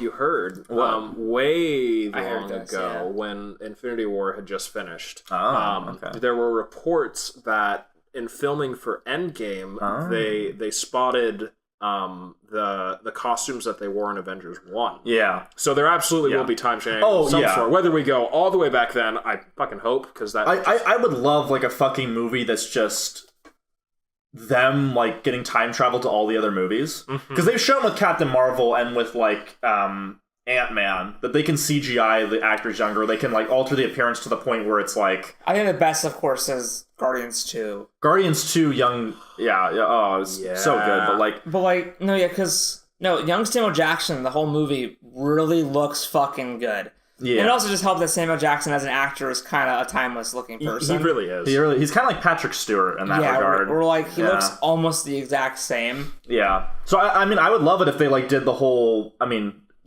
giving a compliment to Stephen Moffat here, but like doing the whole CGIing them into like the older movies, like I would love it if it was that. You're complimenting Star Trek. The trouble, Deep Space Nine episode. Yeah, they did that. There you go. Don't give Stephen Moffat any points he doesn't deserve. Yeah, you're right. Well, so maybe some people haven't seen that Deep Space Nine episode, but that's their fault. They should watch good quality television instead of watching Agents of S.H.I.E.L.D. But anyway, let's get past the MCU. We're done talking about the MCU. Thank you. Just make gooder movies. Nathan, do you want to quickly, not quickly because I don't want to rush you, right? But talk about. So recently, if nobody's aware, Alien is having its 40th anniversary. Yeah. So buddy. We're talking about this. Okay. So cool. even though Fox literally like a couple weeks ago fucking gutted, like a bunch of its employees are probably gonna get fired. Yep. But it's a part of the conglomerate. Disney owns every property. Weyland-Yutani. Yeah. They are. Oh my god! Disney is literally Weyland-Yutani. Yeah. That makes so much sense. I want that one movie about Walt Disney, but when I start watching it, it's just the Wayland TED Talk. And it's Guy Pearce. Yeah. But he's got like this Walt Disney mustache on. Yeah. No, but we are the gods. We are the gods now. So even though, we all kind of assumed that, maybe they'll play it safer. Now this may have been stuff that was in motion, finished up. Mm-hmm. They're just releasing it now. New Mutants, yes. Mm-hmm. It's still cool to me that for the 40th anniversary, they're letting 6, as far as I'm aware, independent directors do 6 Alien short films that may or may not be connected in any way. Probably not, but, it'd be cool if there was like a running thread through it. Or, but they're doing that, and again, like it may be something that they was just finished, and we got to commemorate it, and so this is a big franchise. We'll see what Disney chooses to allow the Fox branch to do with it. But, so I think was that the impetus that got you into watching through like my edit of Covenant and all that? Or? It was so this past week I've been sick as a dog. We all have. We've all suffered. Kind of went around. And when I'm sick, the thing that I've noticed, like the worst thing for me about getting sick, besides all of the ailments, is just the absolute drop in stamina. Yeah. And like, because I'm working on a project currently, and it takes a lot of physical and mental focus and strain, and I noticed, like, when I was sick, I was having none of it. Oh, yeah, I haven't worked on my book in, like, forever, because I'm just dying. So I had decided that I just wanted to watch things, so I kind of just was picking things out of the air, and I was like, well, I'm going to watch Alien, and then I decided to watch Aliens, and then I decided to watch Predator, and then Alien vs. Predator. And then I watched Josiah's edit of Alien Covenant, which is the definitive way to watch it. I think I can say that. Do you want to explain your edit to the audience? Yeah. So plug yourself, even though no one can I'll plug it. I'm gonna upload it to like a Google Drive or like Pornhub or something. There you go. I just put like buff guy's backside by alien. Buff guy's backside gets bursted by So I don't know what gave me this idea. I really can't remember the genesis. You were kind of into edits at the time. I was kind of into edits. I did an edit of season 3 of Twin Peaks because there's a lot of shit that doesn't need to be there. Shocker. But I didn't. No, quite... sorry, we're not talking about not Marvel anymore. You don't have to. Oh, yeah, you're right. But I did an edit where I turned Prometheus and Alien Covenant. Sorry. I turned Prometheus and Alien Covenant. I think it was because I remember what it was. I watched the really fucking good edit of that combined Prometheus and Alien Covenant called Paradise by Job Willens, who has done stuff like Man of Tomorrow. And he's done a bunch of edits that are really fucking good. Man of Tomorrow's so good. So I don't know what gave me this idea, but I was like, oh, I know what it was. It was like, oh, this viral marketing for like Prometheus and Covenant, like this shit needs to be in the movie, but it can't fit exactly, like not exactly without a little bit of help in like restructuring it. And I was kind of inspired by the way he restructured the whole story of both films, and so I was like, well, what if I present Prometheus and Alien Covenant as like each of those movies being 4 episodes, so a 2-season show, and David's basically the main character, because he's the through line through the 8 episodes. Yeah. And so what that allowed me to do was take scenes like the TED Talk for Prometheus, like the Meet David video, like the Meet Walter video, like the Last Supper prologue, which should have been fucking Alien Covenant, because that's really important. So I took all that shit. Plus deleted scenes. I took bits from like a bit from the Paradise edit, and then like a bit from like a Prometheus work print edit where like they had like, I actually cut out one of their scenes that they did because I didn't like it, but I basically like reconstructed them like at the fullest kind of experience. You get the most content out of both things, the most character development. And I liked my Prometheus, but I think my season 2 edit of Covenant is like far fucking superior, because like it just fucking works the way like the tie-in material opens each episode.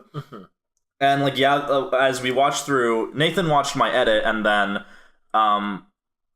we watched the regular theatrical cut of Covenant, and I was remembering like where all my edits were, and I'm like, yeah, that's really missing chunks from the fucking film. Yeah, there were scenes that I was like, I'm looking forward to seeing this again, and then no, it's not there. and so like what it is like there's a few edits that I'm definitely gonna do. Like I kept in, mostly for length, I kept in some of the more over the top gore and action scenes that really don't need to be there in Covenant. Yeah. And so I'm gonna trim it down, like not have a guy look into an alien egg when he just said that David's the devil.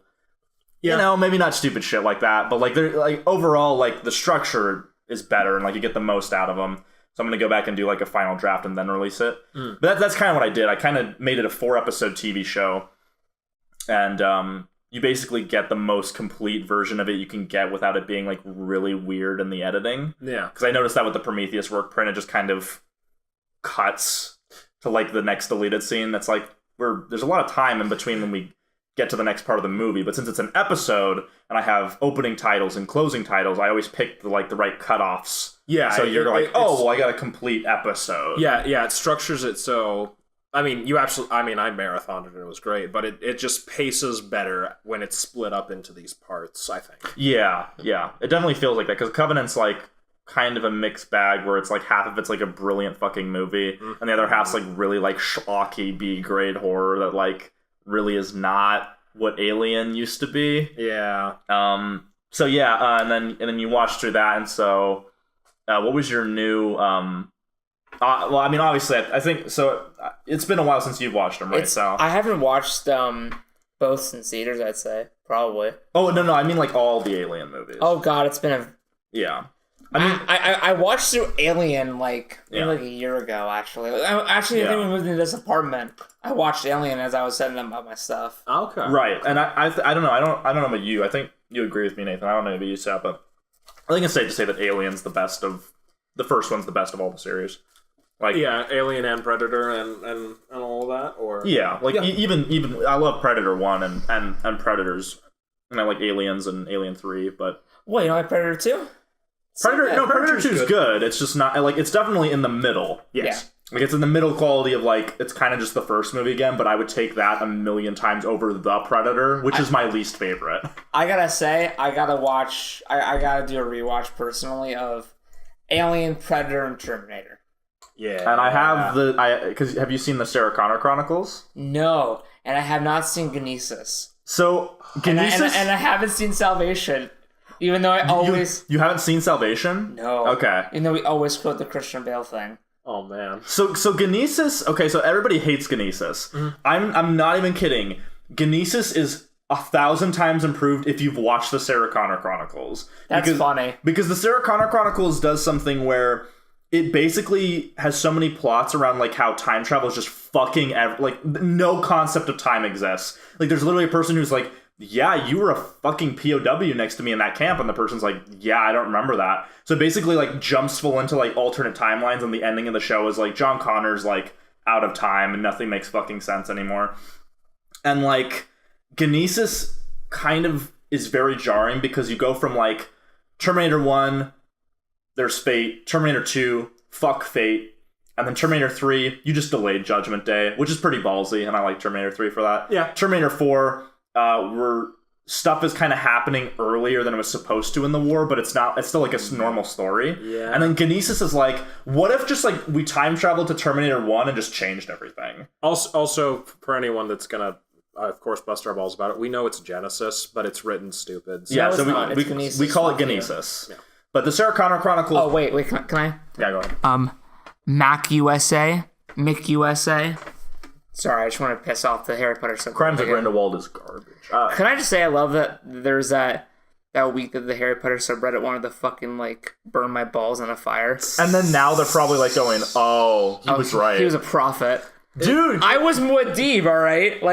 You led the jihad against J.K. Rowling. I led the jihad. It's honestly, the latest content is just kind of poisoning the well, and I don't really want to experience Harry Potter ever again. I don't think we should. Yeah. No. I think the series ended when it ended and nothing else exists. Well, I mean, I don't feel the need to circle back again. Harry saw his kids get on the train to Hogwarts, and that was it. Fuck you. Yeah. Do you mean the movies or the books, Nathan? Yes. Yes. The movies are really good. Thank you. I was going to say the same thing. The movies are inconsistent, but they're really good. They're consistent in inconsistencies. Yes. But yeah. So anyway, We didn't talk about Dune that much. no. Don't mark that off. We don't talk. But I don't want to talk about it too much Why not? because we're going to be reviewing it. Yeah, but like, Do you have any? I'm excited. Do you have any comments on the casting? Let me pull up the list real quick. I think personally, everybody's perfectly cast. Yes. And like, I have not seen the actor who plays Dr. Yui oh well, no, but like, Yeah. in things yet, but it doesn't mean that one person I don't know. But judging off of everything else in the cast, I'm a little hesitant on Zendaya as Chani. well, that's still rumored. It's not Because confirmed in yet. my head, I picture Chani very different. yeah, I don't picture. None of the Chanis in any of the adaptations are what I see Chani as. And Yeah. Nathan, help me out with this. When I picture Chani, I think of Fail from Wheel of Time a little bit. A little bit. I kind of, in my brain, like my Fail face is kind of plastered on the Chani for some reason. That's I don't know. I don't really. It's weird to think about because like I'm still finding what Shawnee looks like in my head because I don't know what I see her as because like Yeah. it's different for other people. Like there's certain people who are like Stilgar. I know exactly how I picture Stilgar and like Kynes. I pretty much know exactly how I picture Kynes and like the Baron is weird because I like have a bunch of different versions of him. Like Yeah, in my the head. Baron for me switches actor depending on the scene. The first scene he's in, Like- I definitely think of the '84 film Yeah. because like he's just fucking like yelling at Pyre like shut the fuck up the whole Yeah. scene. yeah. And Baron towards the end, I'm gonna be vague because Nathan hasn't gotten there yet. Because we're reading it, by the way. Because we're gonna do a video quite like this. So the best thing about this is that Nathan has not seen any of the movies. He does not know the plot. So this book came out in '65, and it's so cool that Nathan like doesn't know this pretty well known story at this point. And of course, a bunch of people have ripped it off. So Yeah. Because we're reading it and we're both going like, oh Jesus. yeah, Robert Jordan, Star Wars. Yeah. Yeah, hasn't taken from it? I was thinking of Wheel of Time, and I noticed a lot of very similar. It's very it's- similar. I should do a little video about it, just killing it. But Yeah. And just have the dun dun dun dun dun dun dun dun dun dun dun dun. Well, the bit- shows them back like side to or side. the episode where I had all the found footage movies up to that point in like That's such an underrated video. it Dude. is. I put so much fucking effort into that. That's like hours. It is real good. But no, I can't imagine Stellan Skarsgård as the Baron in the last scene he shows up in the Dune book, because like I can't see him like The last one? the last scene he's in. Really? I don't know Why? because like I can't say too much. I just No. I guess. Stellan's like such like an empowering figure that seeing him in that kind of a scene Yeah. doing what he's doing is like I can't see him acting. Well, because I think he's just really he's got a fucking presence. yeah, he's very intimidating. That's the word I was gonna say. Presence. He's yeah. very intimidating. See, my experience with Wheel of Time, or I'm sorry, with Dune. With Wheel of Dune. What's the difference? Is well, one's written. better. Jordan, you fucking fraud.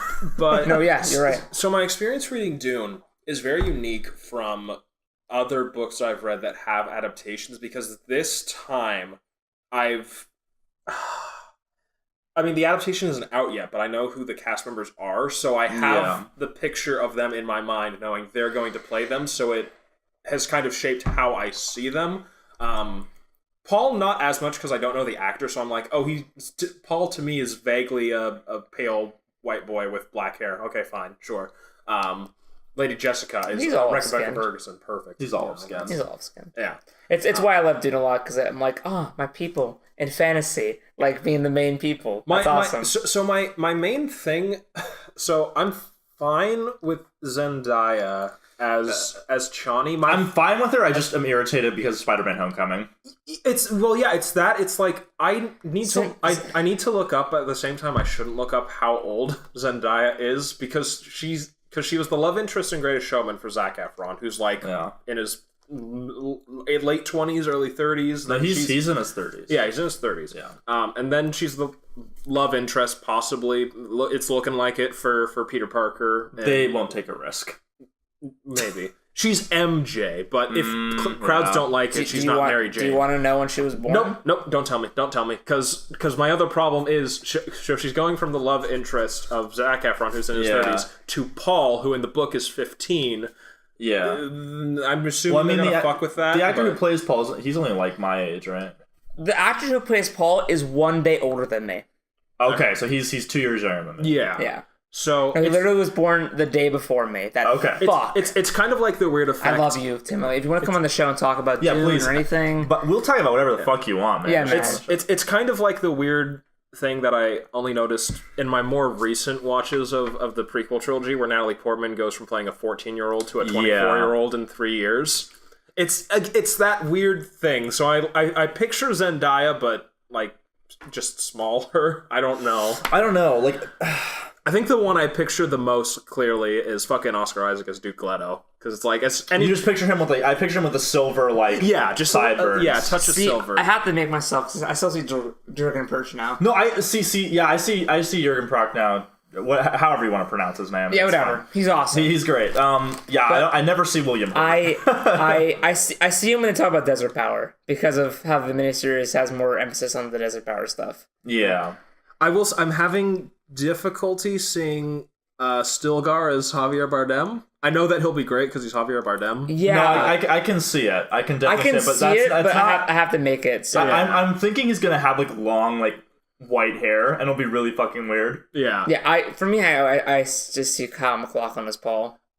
I just see Kyle MacLachlan just like more younger than he was in the movie. Or sometimes I kind of like not to sound like kind of like egotistical in any way. I want to see myself. I do. No, well, because like Paul's kind of described like he's young, olive skin. And Kyle MacLachlan's hair is kind of like my hair a bit. Yeah, when it's shorter. Right, that's good. And I see myself as the Baron. Yeah, well, it's cool because the Atreides are kind of like they're like Italian Spanish. Yeah, so like it's cool for me seeing like someone like me as the main character. They're Greek, so they're descended from the Greeks. So I like that a lot. Yeah. So I sometimes will picture. I mean, like the reason why Pavel's name is like Pavel. Sorry, I wasn't choking. I just honestly had to cough. Yeah, but honestly, it's like I've had moments where I'm like, oh man, like if I can get like the role of Paul, that'd be so awesome. And like, but of course, it didn't follow through, and the guy who was born the day before me got it. But that's not here nor there. But cocked. Yeah, no, but overall, but he deserved it. He's a better actor. I think we like the writers, and the writers who aren't Villeneuve are a bit, but like it's a hard story to fuck up. It's like Dune is so hard to fuck up because it's like, hey, tell the story, and you had Denis Villeneuve there, so you're good. Yeah, Denis will keep it. Who, to be fair, also did Arrival, which I've heard is not great. No, Arrival's who the fuck has said Arrival's not good? Yeah, it's fucking amazing. I fucking love it. I've seen it multiple times. I thought when that's Amy Adams, possibly her best performance. Yeah, I agree. That's bizarre because I have a distinct memory when we were going to watch Annihilation and I thought it was connected to Arrival, and I remember you guys being like, no, it's a completely different movie and Annihilation's way better. It is better, but like doesn't mean Arrival's bad. Okay. I don't know. I might like Arrival more. It's close though. I care about the characters more in Arrival than in Annihilation. I agree, but I love Arrival. The tone of they both have the same kind of tone of like the fear, like this unknown, like so far beyond us kind of. I just love the climax of Annihilation. So absolutely, the final bit of Annihilation is haunting. And seeing that in theaters shook me to the fucking core. I wish I did. Yeah, I wish I did. Because the surround sound, the dark, that scene. As soon as you see that, the fucking reverb. As soon as you see that shape. Like, that is immediately when I was like, that made me flood through all my thoughts of Lovecraft's, like, seeing something incomprehensible. It's like, One of the closest. Yeah. But no, Arrival's really fucking great. Okay, cool. Yeah, no, it's really good. Honestly, watch like all his films. Okay. Yeah. Like in fact, if Everett, everybody. If we weren't recording, I would say watch Arrival right now because it's. I have it on. I own Arrival. Yeah, like so. Yeah, Arrival. You want right next to each other too. Here, pull up Denis Villeneuve's filmography. Yeah. Even though we're not going to talk about each one, though, I will say before we do that, and I will do that. Yeah. Let's quick go through the cast. Yes. Okay, sure. So Oscar Isaac as Duke Leto Atreides. Perfect. Yep. Really fucking good. And I do jump ship from Star Wars, man. Yeah, get the fuck out of there. Leave, get out of here. Jason Momoa as Duncan Idaho. That's not how I picture him at all. I can't see it, but I can see Jason trying to do it. No, I can see him pulling it off. Yeah. It's just that mentally, that is not how I see Duncan Idaho at all. Because Jason is pure beefcake, where Duncan is...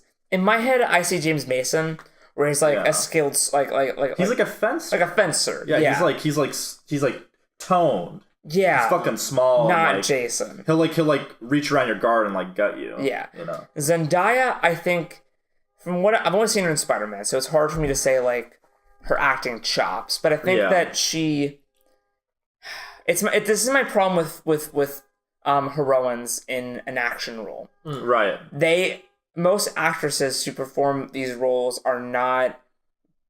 They don't beef up. They're not beefy enough. They're not all of them are as good as Charlize Theron in Mad Max Fury Road. No, they're not. Where she's just like... Ugh. Yeah, like that's the thing is that like actors, males, are so used to getting fit for roles. They're expected to. Whereas women are not, and that pisses me off. Like, obviously they're supposed to keep, like, toned enough, so they're, like, smooth and... It's why I like, watching, like the footage of Brie Larson training for Captain Marvel and seeing her, like, fucking, like, push a giant fucking car and shit. Yeah, and I'm like... Yeah, I'm like, in the movie, like, oh, you look like you're physically fit to do this. Right. Yeah, she doesn't have an ass. That's the weirdest... You know, we all make compromises in the course of improving Shut the fuck up. Everyone skips leg day. It's good that she's a... Yeah. Listen, she's great. She's in shape. No, there's just a really funny video I sent to Nathan where someone was like showing like Tom Holland's ass in the Spider-Man suit and her ass, and it doesn't even fucking compare. Okay, I see. Okay, yeah, like his ass is so good. But Zendaya is like in my head like kind of like a scrawny hipster girl. That's what she is. Like she's not. Yeah. Like if she were to play Chani, I need her to like. It'd be like if she's gonna play like Ruth Hemlock, and it's like, well, you need to fucking like beef up. Ruth Hemlock, by the way, for those who don't know, is the character in my upcoming novel, which in the book I do explain, like Ruth is fucking like, she's beef. Yeah. Like she can fucking deck you. Like Ruth Hemlock is like fucking like low fat on her body, just fucking rippled muscles and like just kicking ass. And like that's what because she is a fighter. And that's Chani. Yeah, and that's Chani. Right. Like she's raised her whole life for this role. She should look the part. Whereas Zendaya, while she can act, I'm not like saying that she can't. Yeah. I need her to be physically fit. See, the thing that keeps me from picturing Chani like that is that they keep mentioning her elfin face. But that's her face. That's her face. I know, but I end up applying it to the whole thing. So I see her as being like very splendid. Oh, okay. Like when I say beefy, I'm not expecting her to be like Furiosa from that. Yeah. I mean more like she might has to look like she might just look thin. And you don't want her to look thin, you want her to look like fit. Fit, yes. I need fit. And like Javier Bardem, he's fucked my day up pretty, Yeah. So, yeah. That's the thing, is that like she's a desert warrior who's been living a life where literally the whole point is like, hey, the strongest must survive. Yeah. And if you are weak and holding us back, you're not accepted. Yeah. And she's in a role where like they don't explicitly say it in Dune, but like most of the women are like not warriors. Yeah. So to have a woman in this role means that she must be like fucking good, not a hipster in a still suit. Like, I need her to look like she can kick my ass. And maybe she will. And that's all I need. And you know what? Since they're splitting the book Dune in half, probably won't meet her more than like one shot at the end. Where I picture it, we probably will only see like the Fremen when they meet up with them at the very end of the first movie. Yeah. That's just how I picture it. It's like, what cutoff point would you do for the first half of the story? Because like I only see like the cliffhanger of like we lost everything, but now we have like the hope. Like I see it as like Maybe I don't know.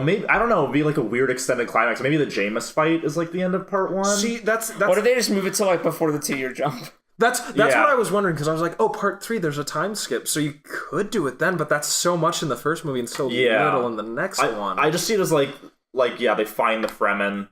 There's hope we can turn this. I think like you have to end the movie shortly after Paul reveals what he reveals about the heritage. Yeah. And then that has to be like towards the climax. I don't think that's like a midpoint moment. Yeah. I think that's an end of the movie moment. Oh yeah, but yes, but it's hard to find like a nice like stopping point. It could be them flying into the storm.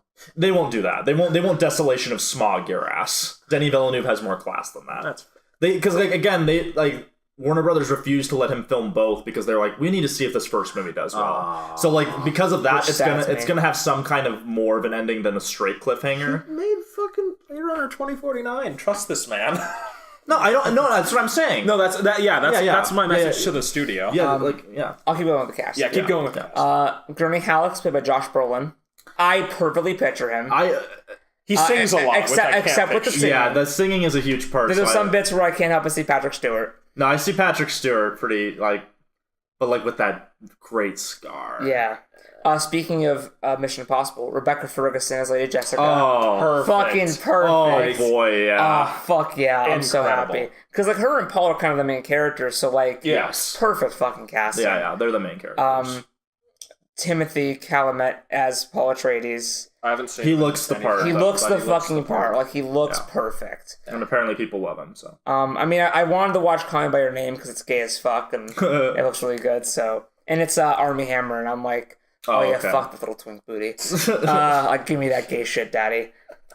Dave Bautista as the Beast Raban. You couldn't have asked for better casting. Like, I think he was like the first one, like one amongst the first three. It was cast. Timothy, and then it was like Bautista. Like literally, it was like, and then I think Rebecca Ferguson. Are you? Yeah. It was Rebecca Ferguson. Or no. Oscar Isaac, I think he was up there too. Yeah, he was up there too. But yeah, he was like the second cast. We mentioned it, but Javier Bardem as Stilgar, fucking great. Yeah, perfect. Great. Stellan Skarsgård as Baron Harkonnen. Again, really fucking good. The only person who I could see getting the part if this was made like a few years ago would be Philip Seymour Hoffman. Yeah. That would be the alternate timeline. I want to see that movie as well. Yeah, the 2008 Dune movie. Yeah, but because Stellan Skarsgård, I imagine him doing his Girl with the Dragon Tattoo performance. Yeah, absolutely. Yeah, like again, like the Baron, like subtle, just like really. Because again, it's intimidating. I don't think that we will have the same Baron performance in any of these three adaptations, because every adaptation so far has been wildly different. Yes. So like I think Stellan Skarsgård will be like very interesting to compare to the other two. Yeah. Charlotte Rampling as Reverend Mother. She's great. She's a fantastic actress. I heard that she was going to be in Jodorowsky's Dune. Yes. But declined because of like apparently a scene where a bunch of midgets are defecating or something. And she was like, I don't want to be a part of this movie at all. See, listen, Nathan, you don't... Jodorowsky's Dune is like this like unmade film, and that's that whole documentary that's about it. It's a fucking amazing story, and like I would have liked to have seen that movie, but it's fucking insane. David Dastmalchian as Piter, sorry. No, it's all good. And he's really good. He was in 2049 as Coco. He was also that guy in The Dark Knight who Harvey Dent kidnaps and threatens to kill. Oh, okay. And he's also part of Ant-Man's entourage in both the Ant-Man movies. He's like kind of the Russianish guy. Oh, yeah. I vaguely remember that. But he's really good. He's in a lot of like little stuff. I think this is probably going to be his first like big role, I'd say. I hope they give Piter like the kind of stuff. Oh, and unfortunately he's also in Bird Box, which... Oh, well, we all make mistakes. But he's good in Bird Box. He's in like one scene, but he's he owns it. And it's like, oh, wow, that was really good. I wonder why. And then Chen Chang is Dr. Yui, and I haven't seen his work, but I look at him and I'm like, I didn't imagine Yui being Asian, but like... I guess his name. Yeah. Now that I see him, I get it, and I like it. Yeah, I like it. He looks super good. Yeah. And because I really want Yui to get like everything that he deserves from the book. Mm-hmm. And more. Because again, we haven't watched the extended version of the miniseries, but for some fucking reason, the 84 film, which is shorter, does more for Dr. Yui than the miniseries, and the miniseries is really fucking jarring when you know what happens. So like I hope in this movie it's like the perfect like tragedy of Dr. Yui. Let's talk about who hasn't been cast yet. So we don't have a Thufir Hawat yet. No, it's because they're trying to get over the eyebrow. Which really scares me. Because, like, Thufir is, like... He's such a big part a character I really want them to nail. I know I mentioned to Josiah that I would like Harrison Ford as Thufir. That'd be really good. I think you could get him, too. I really want Harrison Ford as Thufir. I think that's what he's doing. Like, literally, Denis Villeneuve is like... Harrison, we're filming now. And you did such a great performance in 2049, and I need you back for this. It's like 2049. He literally makes up like he fake casts an actor, and he's like, Harrison, I need to tell you something. This actor literally told me to fuck off, and he left my movie, and he said, every one of my movies is shit. He said specifically at 2049, you were the worst part of that movie. And Harrison's like, well, first I'm gonna kill him, and then second, you need a part filled. Yeah, no, Harrison's like, yeah. Hello, Denny again. I'm there. So yeah, I was like, oh good, I thought it was fucking JJ. Like, yes. So I love Harrison Ford, but lately, you know, he's kind of been the cantankerous but that fits Thufir Hawat. No.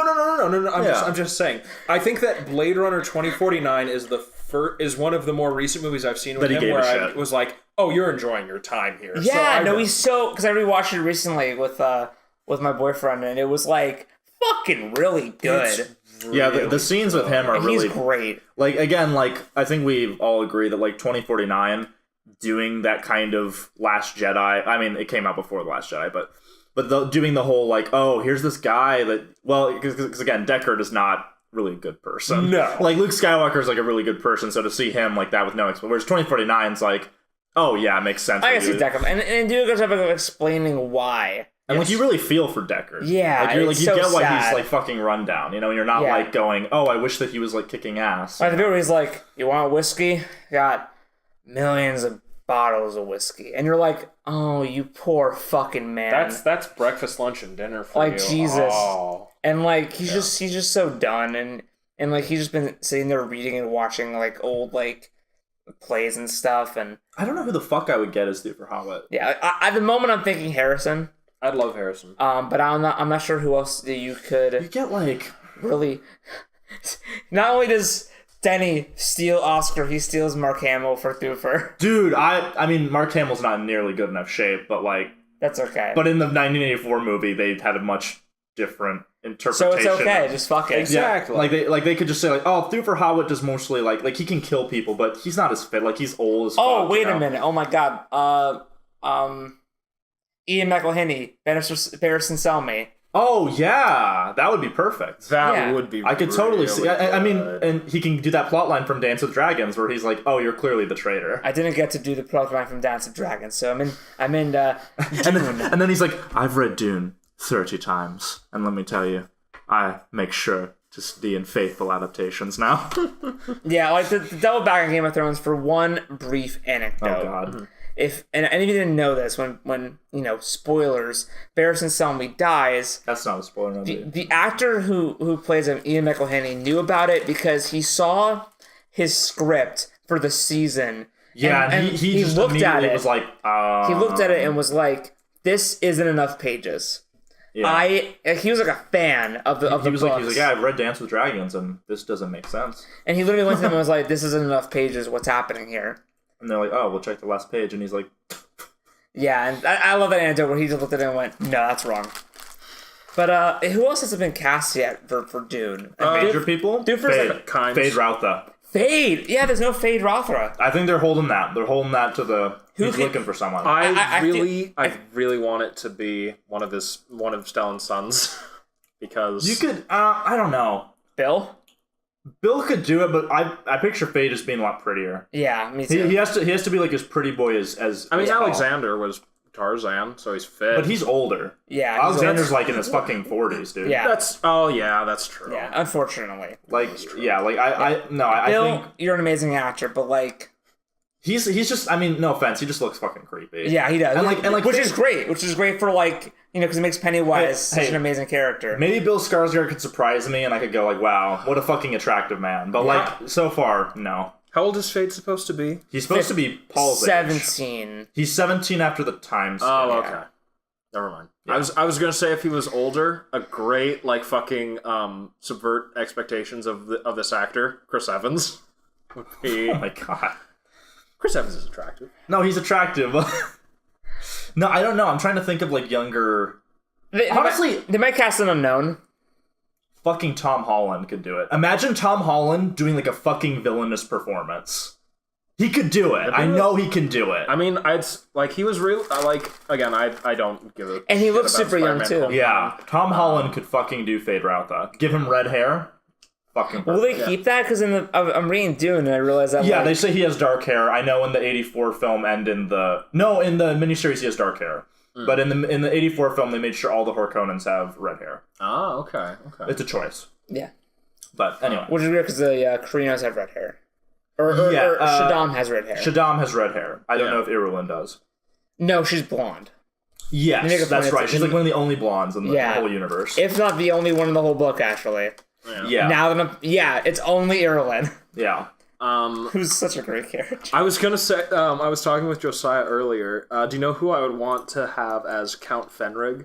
Oh, Fenring. Yeah. Oh, dude. So I really want Jeff Goldblum because throughout all of his lines, he keeps going and it's like I can definitely just read that. If Jeff Goldblum could pull off the subtle, I could fucking kill you. Yeah, absolutely. I think like a person who could be, because the way they talk about Count Fenring, Toby Jones would be a safe choice. Yeah, he'd be a safe choice for Fenring. Yeah, no, I disagree. He would be a risky choice. No, I'm like, okay, explain. No, not risky, but like I didn't say that. Just Fenring as a character, how I see him, he's like kind of like a fit older man. Oh well, no, for sure. I'm just saying like he's described as like ugly and unassuming. Yeah, so like, but there's that bit. Yeah, well, yes, yeah. No, I know Solomon Lane. I forget the actor's name. He would that'd be a fucking really good film. Yeah, that's honestly, because he'd just have the very soft, unassuming, young. I could see him as Hollett too, actually. With his with his mentat calculations and planning. But mentat, like, Thufir's supposed to be like fucking like 70 though. Which is why I kind of picture like Harrison Ford. Yeah. Robert Redford.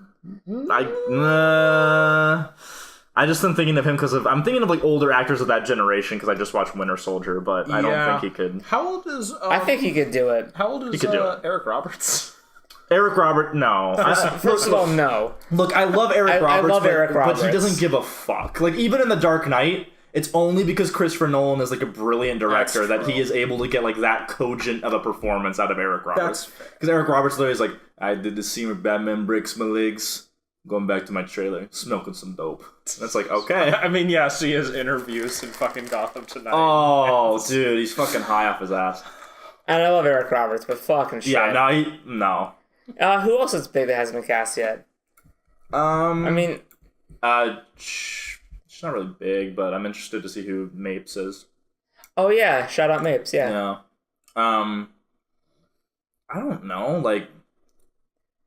Fucking it's kind of all the big ones, really. All the big ones, yeah. It's a very condensed compared to some other fantasy stories, it's a pretty condensed cast. Yeah, it really is. So is so the Reverend Mother who is cast, is it the one from the opening scene? Yes. Okay. Cool. I'd be interested. Like, they obviously don't need a big actress for the later Reverend Mother that we see. But no, but they might get someone who's it would be cool to have that because there's a certain gravitas to that scene. Well, here's the thing: is because I know in other adaptations they have scenes with him, whereas in the book, obviously, it's the cool part is that you get an insight into the Carino situation through Irulan's writings, which are in the future. Yeah, which is one of the cool things about the book, but like. Shaddam always gets way more screen time in the adaptations because they feel the need, like visually, we need to establish the Carino's influence on the situation. Yeah. Who could be like a good Shaddam the Fourth, who's like, you kind of relate to like his situation, but you're still like, oh, you're like the Emperor, basically. I want the guy who played the curator in The Mummy. Oh yeah, that guy. Yeah, I see him. That's perfect actually, because he's got the olive skin. He's the cousin to Duke Leto, and then he's like charming. He's charming. He's regal, but he's That's who I kind of picture. If I don't picture the 84 one. Yeah, because the 84 one is like how everybody pictures Shaddam now, but yeah. Yeah, there we go. We're done with you now. Good shit. I mean, do you want to talk about Denis Villeneuve's movies, or do you want to move on? No. We should move on. Okay. Cool. Denis Villeneuve's movies are... I will just say Sicario and Prisoners. Yeah. That's right. I was thinking of 2049. I couldn't remember Sicario. Sicario is also fucking wonderful. Oh, by the way, to tie back way to the beginning, the guy who wrote Wind River with Jeremy Renner wrote Sicario. So. Oh, there we go. So there you go. I need to watch See, that linchpinned everything right there. Yeah, they're like part of his trilogy of Old West, like the what do you call them? The New Frontier movies, where like one's in Mexico, one's in the reservation, like the Midwest or something, and it's all like. He also directed Enemy, which I wanted to see. Enemy's really fucking good. It's his weirdest movie though. Yeah, I want to see it. It's the one of his like Hollywood films that he made that I haven't seen. Because the other ones are kind of like. I wouldn't even call it a Hollywood film. It's like Jake Gyllenhaal meets Jake Gyllenhaal, and it's like what is real. Apparently, according to IMDb, Denis Villeneuve's doing a Cleopatra movie. Is he remaking like the famous Cleopatra movie? I think Because so. only probably he or Chris Nolan could do it. But Yeah, or both. Just team up. Oh my god. No. Do what they planned to do with Tintin. Remember when Jackson was going to do one and Spielberg was going to do the other? And they were like teaming up and then they both got busy. Just do like, Denis Villeneuve does one movie, Chris Nolan. Oh wow, do you know who was attached to the Cleopatra remake before Denis Villeneuve? Chris Nolan? No. No. Superhero director though, I'll give you that. Sam Raimi? No. Though, right era. Oh god. Not Ang Lee. It's Ang Lee. Oh my fucking god, I knew it, man. I knew it. I want to remake this movie. Egyptian goddess. Yeah. No, I like how Denis Villeneuve's like, after 2049, I was like, I'm gonna do long movies now. Well, because here's the thing, is like 2049 was not a huge box office hit, but everybody like who watched it was like, oh, it's a brilliant film. I can't go with you that it's better than the first, but it's as close as you could possibly get. Yeah, I think it's better than the first. It got me interested enough to rewatch the first, and I watched the correct version that time. With the first version I watched, I was like, "This is garbage." The theatrical cut. Yeah. Never watched the theatrical cut of Blade Runner. Because I was like, unless you're really curious. I was like, this is a really like bitter, gritty world. What is this like really half-assed, hopeful monologue at the end? This is awful. You know, he was looking for. What are we all looking for? Purpose. You know, speaking of films you shouldn't watch, now I want to kind of wrap us up. Thor Ragnarok. So we can kind of hit the 2-hour mark-ish. Okay. Because I have to go to work in the morning. That's fair. And I still have to take a shower. We need to talk about But I think we should talk about another movie that you shouldn't watch. that we just watched today. It's called... It's called The Cuck Man. It's called Slender Man. Yes. Now, I don't know if you know the lore of us as people, but we all... Well, I met you two because of Slender Man. Yes. I am living here in this state because of Slender meeting Man. on a Slender Man based forum. Yes. We're talking about our project. And I recently actually finally finished my Slender Man project. Which is glorious. Thank you. Just wonderful. Thank you so just, much. like, makes my pee-pee hard. Makes my pee That makes hard. me so fucking happy. Yeah. So Slenderman is actually a character that's really dear to my heart because it's sort of like he's dear to my heart, and so many of my friends that I talk to are because of Slenderman. I'm on this career path kind of because of Slenderman. Like it was like Halo, and then like Halo and few others, Slenderman, and like Slenderman was my stomping grounds for learning how to tell stories. Right. And it's because like Slenderman as a character is really interesting because it's such a basic concept. Mm-hmm. It's a guy in a suit with no face who watches you. Go. And like, because the cool thing about the Slenderverse, all the people who have made stories based on the Slender Man have gone in so many interesting fucking directions. Mm-hmm. Yeah. In so many amazing places that it's interesting that this well of creativity, Sony couldn't find any water in there, even though there's plenty left. You know, we didn't dry the well. I mean, Not at all. They got what are you gonna fucking talk about Alley Cat right now? What did they reference? I was gonna say, what did they reference? So okay, you want to really? I just did this whole heartwarming speech about like community and togetherness. Yeah, they referenced some of it. Alley Cat and the kitchen from EMH. No, it's the and the virus. It's the kitchen from Emma Anderson. Right. Because the thing is that, and I didn't figure this out till way too late, and once you see this, you cannot fucking unsee this, is that because they were living in the same house, the ML Anderson series and the EMH series are filmed in literally different parts of the same house, but they sometimes film in the same spots. Gotcha. But from different angles. And once you see it, you cannot unsee it, and you're constantly like, oh, down the hall, that's fucking Jeff's room. Or like that, or I forget how it goes, because like later on in the EMH, there's the twist that the house was all one house, and like all their people's houses they went to was all the same house, because that's just how they filmed it. Yeah. And they made it a part of the show, and then like that creates like the question of, well, does that mean Emma Anderson was a part of the same house? Is that what you're telling me? But anyway, so like they reference the kitchen from, or it's like the same layout. It's really the same. It's eerie to see. It's either a really fucking creepy choice or a really fucking creepy coincidence. Yeah, so they did that. They referenced a virus. Yeah, which is most directly stated in ML Anderson, but it's kind of the theme of the whole thing. Yeah. And then they also vaguely kind of hinted at the trials of habit. Like you have to. That was a missing scene, because they literally cut to like this bit of them sacrificing something precious, and then it's like never brought up again until the very end, where they kind of half mention it again. Yeah, and then I guess she sacrificed her life. Yeah, but like even though she ran away after. But the biggest reference was to none of the big five, none of the smaller, more but still successful series. You know, not even my show. Not even your show. That's the bottom of the which no, they did. They had a red tie Slenderman. Yeah, but that's a reference to Emma Anderson. Because Emma Anderson was the first to have a red tie, right, and then I was the one who adopted, like, what if the red tie means he's pissed? Yeah, okay. Exactly. All right. It didn't even reference my show, which is, No, I think they referenced... They use your same stock footage. They used... Oh, my... Yeah, so there's a bit in Pavel Hall, because, like, in season 3, to make up for the fact that, like, I couldn't film a lot of new scenes, or a lot of new stuff done, use a lot of stock footage, because... I was sort of like, well, fuck, I have to do something. Yeah. I can't afford a drone. I can't afford a drone, so I went and got some free stock footage. And ever since I did that, and I've watched a lot of stock footage now, because I also entered a contest for stock footage editing. That's right. Which is a really good edit. And all the ones that won were not as good as the one he did. Just so you know. Thank you. Just saying. You could think that his was an actual show. Look up Paradise Grotto on Vimeo. It's really good. There you go. But I am now very familiar with stock footage and how it works. Yeah. How it looks. How it's presented. I very much can easily identify it. And I will just say that Slenderman uses stock footage that I used, but they didn't edit the color at all. Because in mine it's black and white, because I don't... Because you don't want it to be obvious that you're using stock footage. Because, the opening to the finale is all stock footage, but, I color and edit every single fucking shot, so I take it and make it my own. Yeah. It's like with my music. All my music is based off samples, but I take it and make it my own. Of course. But, Sony, heaven forbid...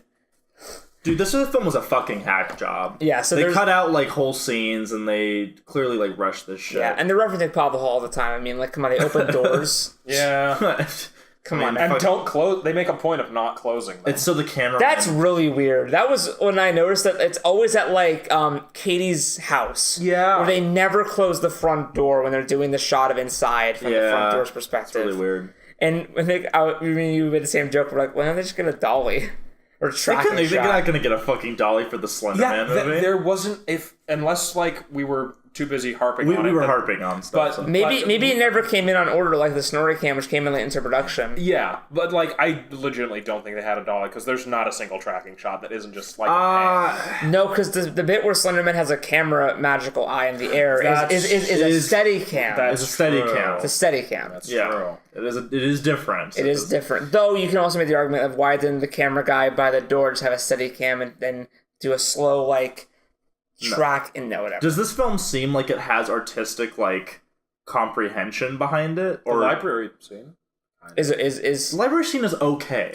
The library scene has artistic comprehension. Okay, it has artistic comprehension. If the library scene wasn't it'd be the weakest scene. Yes. It is. Whereas in this movie, it's the strongest scene. It's literally like starts out as a ripoff of the Nightmare on Elm Street remake. Which, of all the things to rip off, that's one of the odder ones, I will say.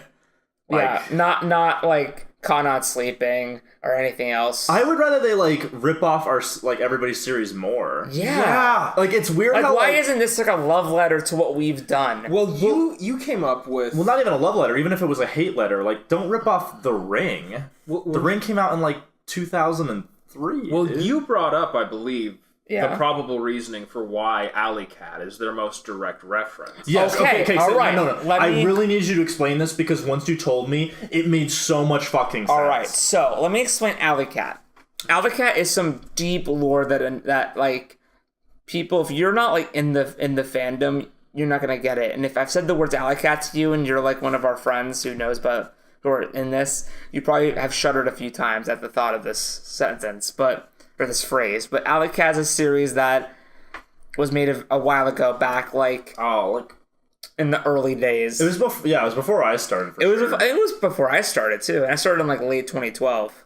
Well, yeah, you started like a few months before. I did, yeah. But Alley Cat is a series where like, and I don't remember how many videos it had, and it was locked behind like a Tumblr password locked account. Yeah, because that I had to like convince my friend to give me. After hours of like, please, I need to see this. He was trying to save you. I know nothing about this. This is fascinating. Yeah, and like, so I eventually like, because it was talked about, because I came into the fandom like kind of late. Yeah. And then when I did come in, I made a few videos and I dipped out because I was getting harassed on a forum. Mm-hmm. But then I came back and found Josiah and we fell in love and had this amazing relationship. Now. But that's not neither there. Yeah. That's not the point. And I figured about Alley Cat. Basically, it's like she gets. I think does she fuck Slender Man? I forget. Do they fuck? No. Well, okay. Slender Man impregnate her. It's so forgive me because please, so if I'm messing up your fucking Alley Cat lore and I don't remember this because I've half repressed it, I am so fucking sorry. But I don't remember if like Slender Man like impregnated her. I think she fucked Slender Man. I think she fucked Slender Man, or Slender Man fucked her. Well, probably that. But like. Slender Man either fucked her or she like had a pregnancy that because Slender Man fucked her, it corrupted the pregnancy. So it was like a berserk situation. Yeah. But there is a scene in Alley Cat where the infamous scene. The Spaghetti-O scene. The Spaghetti-O scene. So where like, she... Do you want to describe the Spaghetti-O? So the placenta... So she's in the shower, and it's like the camera's pointed down, but you can see like her legs, and then you like see like basically her like... It's supposed to be like... It's supposed to be. It's fucking a joke. It's schlocky. It's not in good taste. But like the pregnancy dies, and then the remains like fall into the shower and it's SpaghettiOs, and it's like. And I'm pretty sure she like shoves spaghetti up her coochie mama and just pouring it out. And it's slopping or she's like a hand behind her and she's like reaching I think she's like doing. I don't know. Into the spaghetti. The point is, I saw this once, like literally, like over half a decade ago, and I repressed it. And I saw it once over half a decade ago, and like the shot is so seared into my fucking brain receptacle. Like I'm going to be looking for this out of morbid curiosity. But there is a scene. So in Slender Man by Sony Pictures, yes, there is a website user that the main characters are talking to, who is very knowledgeable of the Slender Man, named Alley Cat 93 or something. It's 93, yeah. Yeah. Oh, nice, cool. Yeah, you got it. And ding from me. And they're talking to it a lot, and it's very odd that like this is the one reference they chose because it can't be a coincidence. There's no fucking way that the Slender Man movie happens to like share the name of like a series as like the username like that direct. Like it's like the same spelling and everything, or I think so, yeah. I forget. I think so. It has been half a decade. Because I don't remember if it's Alley Cat like ALLY like the name. Yeah. Or if it's like in the movie it's alley like an alleyway. Yeah. So like I don't know if like there's no way. There's no way it's a fucking coincidence. But there is a scene in Slender Man by Sony Pictures where she's like had this weird nightmare. She wakes up and into a snorri cam. Because it starts early on. There's a real quick flash of the of like her belly. Yeah. And like some stuff comes out and you're like, the belly looked a bit bloated. Is that like an alien egg or something? So yeah, but she has a nightmare. She wakes up. There's like they have snorri cams now because the order came in. They finally use them. Yep. Yeah. But it was probably a rental because it goes away pretty fast. Yeah. And this movie goes away. It shows up at like the 50-minute mark and disappears at about the hour 15 mark. So. Yeah. I mean, the movie's only like an hour 25. So. Well, exactly. But and so she wakes up, goes to the bathroom, and she's like, "It's this weird kind of trippiness is happening," and then it kind of goes into the mirror, and then she looks down at her belly and it's swollen. Yeah. And like it's kind of panning back, and like little bits start popping out of her belly. Yeah. And it's a little creepy, but not super much because then Slenderman's standing behind her, her belly bursts, she screams, the mirror and like the mirror shatters. Like they become like his tentacles and like break a mirror. But the mirror is still there, but it's breaking. Yes. And then she wakes up from another dream. And the reason that's curious is because like we got onto this train of thought because they make a point of saying she's the virgin. Yes, and then she wants to fuck Tom. She wants to fuck Tom, and that's like a driving motivation for most of the movie, but they never do. Yeah, and, like, they never do. You would think that like this fear of pregnancy storyline would be with a sexually active character. It's never mentioned, it's never brought up, it's never talked about after that scene. Yeah, because in my experience, like with Halloween, a virginal character, their fear is not the pregnancy, it's just the assault and the rape. Yeah. That's the subconscious fear. Whereas if you're sexually active, the fear is the pregnancy. Yeah. So like it's like Heather Mason's Pawn Silent Hill 3. Correct. Yeah. It's but done like the exact opposite, where instead of not that good. Was fucking great, this is terrible. Yeah, so we think that there might be a deleted or rewritten plot line where the pregnancy or Slenderman being like this kind of impregnating Lovecraftian force was a bit more pronounced, but they probably took it out because they're like, this is a bit creepy and like it's too much. I mean, this needs to be PG-13 and we can't deal with like teen pregnancy and subplots and abortion subplots. And but it was good imagery, so they kept it in the movie. Yeah. Now, they needed something for the I feel like one of the writers, one of the drafts of the script, there's probably many, was researching like, oh, I have this cool idea for some body horror pregnancy stuff and some pregnancy plot, which is probably what Tom's plot was all about.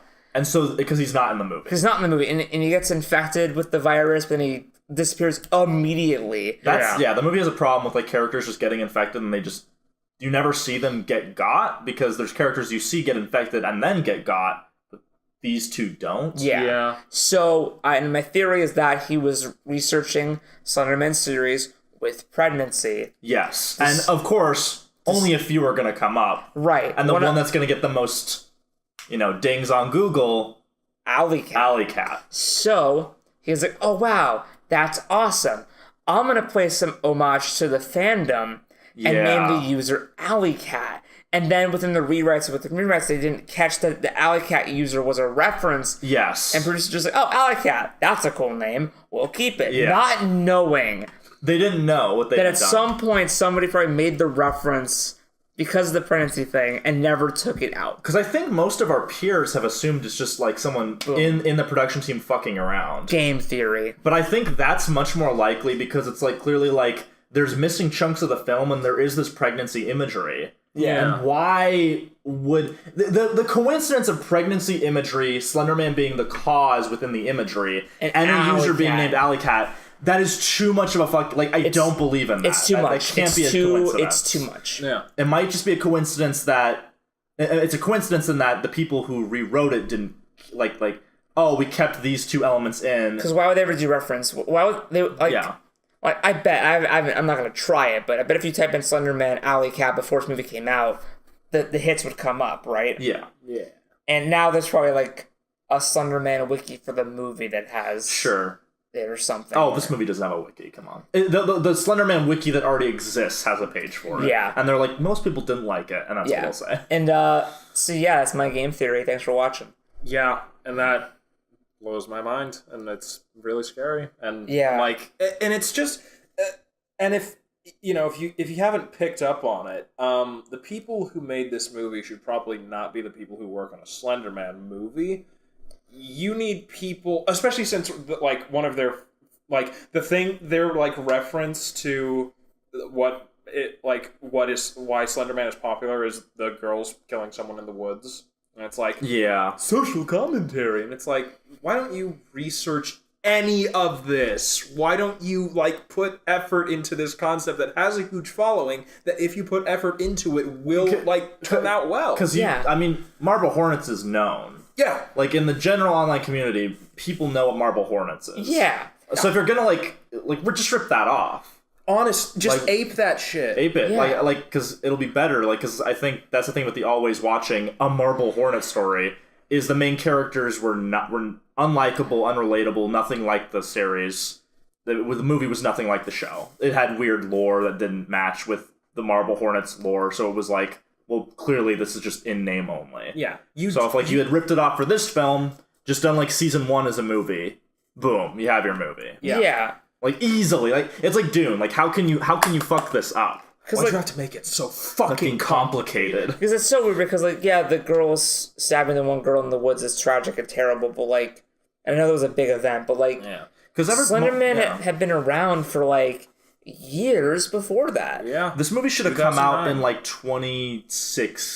Mm-hmm. This movie had been like in 2015. Because that's kind of, that'd be a good time. Again, I always lament, way back in 2013, there was a trailer for a movie called Entity that showed Slenderman and he had claws, and I was like, this is going to be dumb, fun, hammy shit. They took the claws. They took the claws. Yeah, I think they ripped off Entity. Yeah. I like really wanted to They probably typed in Slenderman movie, seeing if anybody else did an Entity poster popped up. They stole the render for the Slenderman from CNS and tried to tweak it. They kind of did. It might be the same model. Yeah, I have to ask Mike if someone hacked his computer and stole the file. No. Like Mike, they're like, you're like, Mike. Did Sony contact you? How much did they give you? He's like, look, man. They said they would take the model and not credit me. I took the fiber axe. Like, Mike, come on, man. Like, I see those other jackets you've been sporting. Yeah, I see those other jackets. He's like, look, man. I said don't credit me. They took the model. I said, as long as they tweak it 25%, you got it. And they were like, you know what?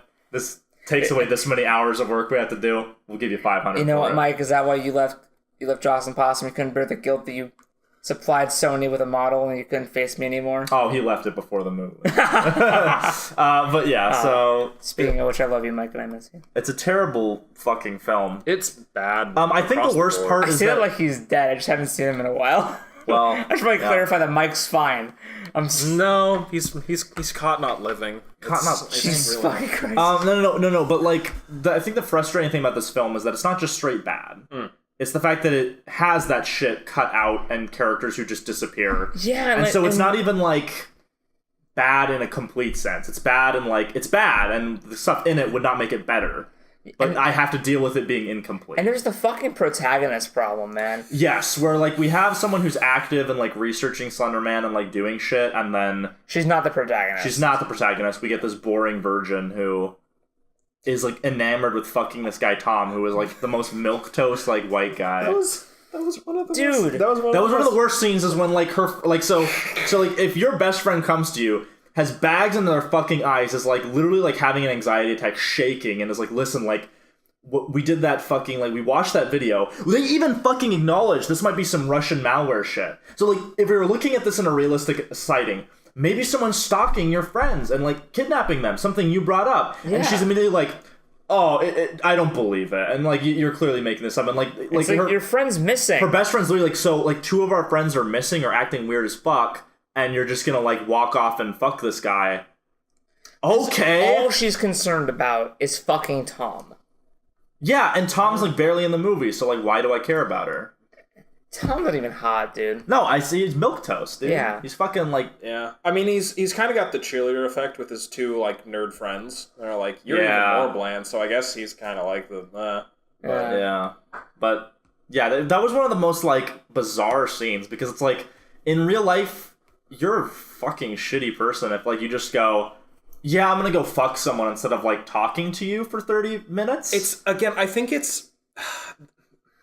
Writers, you don't know what high schoolers are like. You don't know how they talk. You don't know how they think. That you don't know how they interact. Stop making settings in high schools. Like, fuck!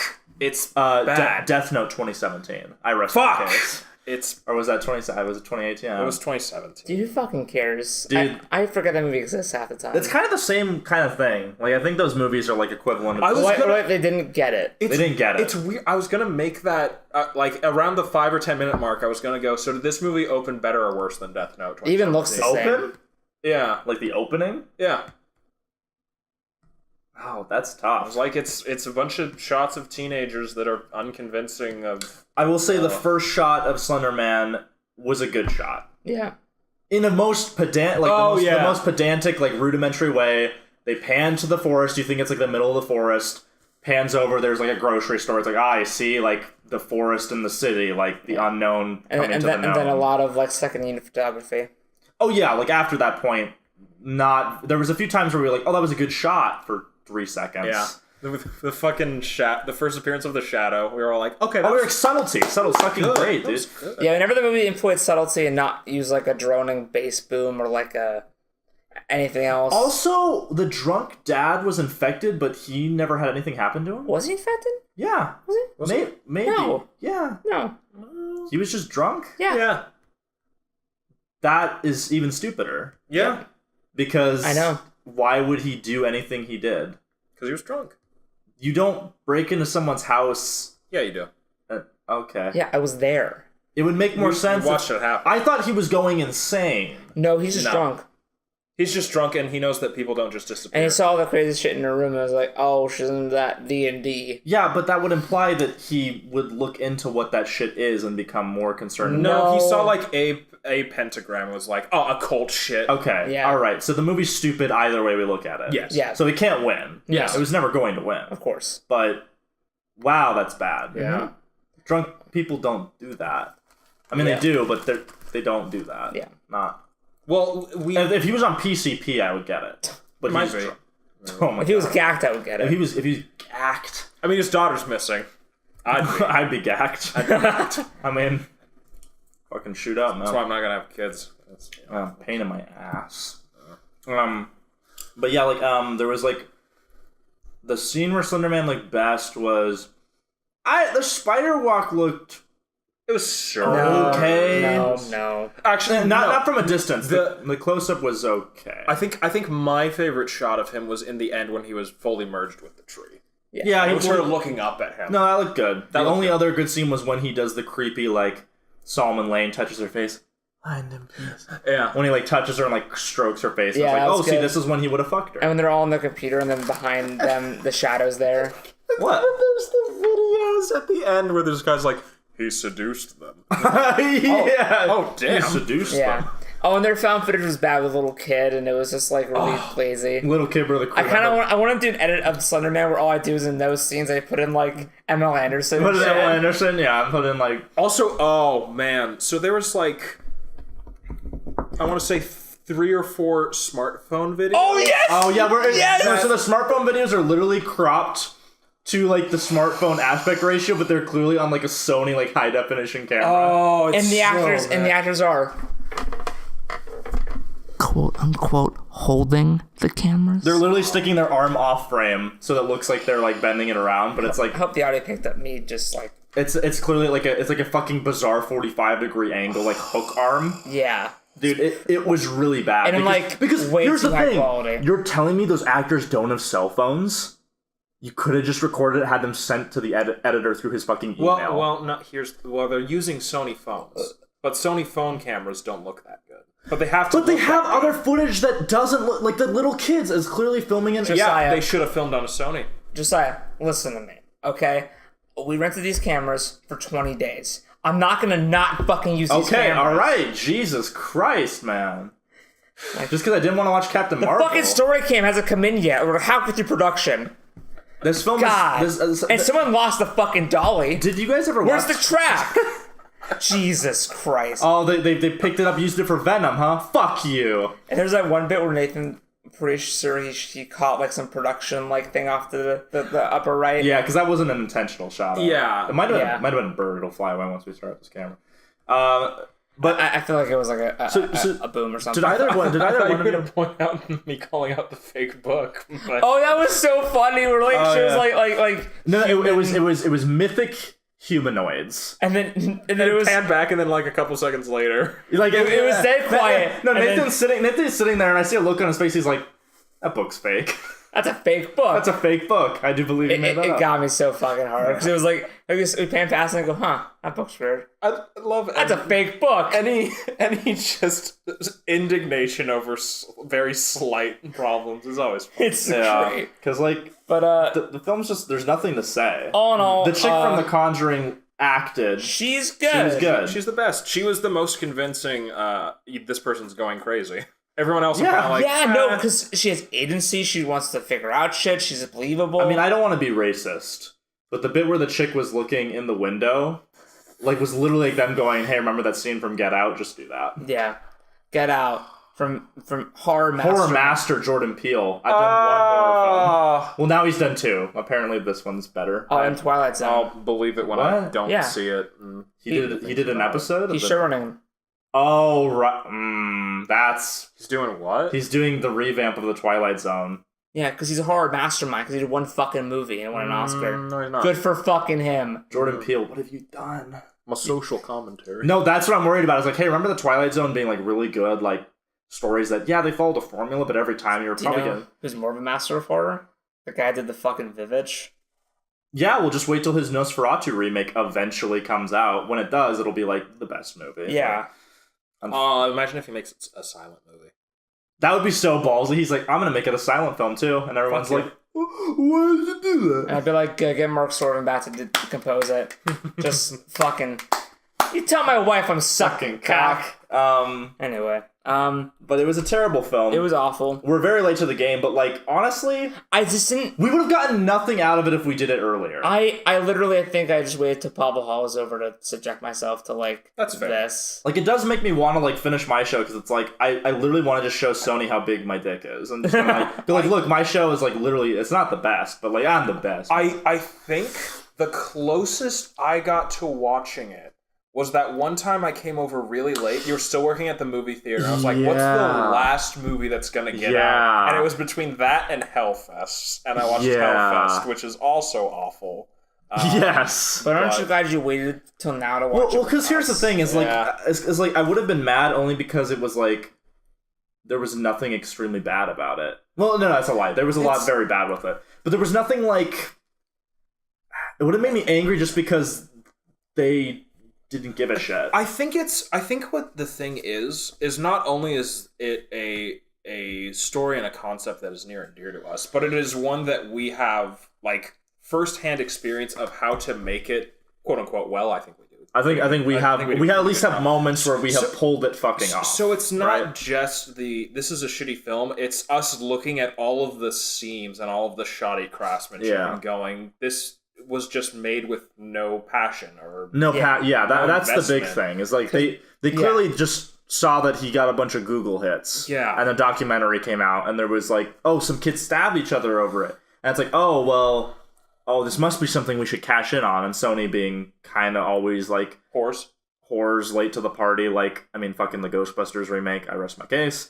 But like stuff like that where it's like they clearly just it was a cash grab. Yeah. Nobody in the production, like maybe that one guy who referenced Alec. Let's be real. If your theory is correct, he probably didn't watch the show. Yeah. He probably just like read up on it and went like, here's a little nod because it's doing the same thing I want to do. And they rewrote his script. But like, nobody fucking cared. Yeah. Like Doug Jones wasn't even in this one. Yeah. Like he was in the fucking horrible Marble Hornets movie, but like. And the Bye Bye Man. And the Bye Bye Man. The PP Man. The PP Man. I was like, that made my Bye Bye hard. That made my Bye Bye hard. It's because like we took on this adventure of making this character come to life with no budget. Yeah, almost no morph experience. suit, camera, some basic knowledge of editing technology. Yeah. Decent acting. But passion. But like yeah, like we cared about it. Like, you know, even when it's like, oh yeah, technically my episode I just put not the one I just put out, but like a couple of episodes ago, like, oh, was that kind of filler? Yeah, but like I think like I actually like gave a shit when I was performing it or whatever. You know? Yeah. It's like whereas like in this movie, like the Conjuring girl cares. She's probably the person who cares most in the whole fucking movie. Yes. By like magnitude stupid. But like nobody else could. Like, the guy who rendered Slenderman in that one scene where he was, like, about to, like, fuck her. Like, that scene was pretty good. I like how I'm just saying that that's what happened because that's how it was really good. Prove me wrong. Prove me wrong. Oh, wait, you need the deleted scenes for that. They won't release those. But yeah, like... Those barely got storyboarded. They weren't even fucking filmed. But, like...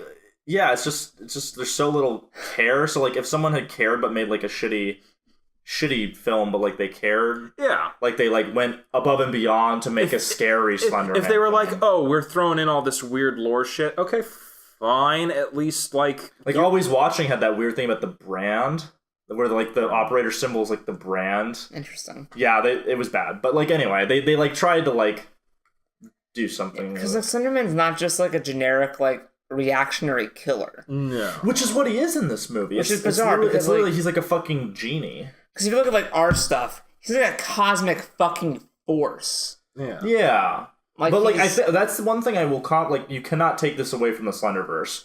Look at all the crossovers that happened, and yet when you watch them, you don't go back to the other series and go, wait a minute, why does he want this? And then he seems to be wanting this, and this, because that's the way the character works, is he wants different things for different stories, and, like, who knows what the fuck he wants. Like, in Pavel Hall, like, you try to, like, explain why, or at least at the very least why he's doing, like, directly why he's doing it in this universe. Yeah. But, like, we kind of, like, implied, like, oh, well, he's... and I set up this, and another thing I did in Pavel Hall was try to set up some structure for everybody where it was, like, he's in multiple realities looking for a certain person.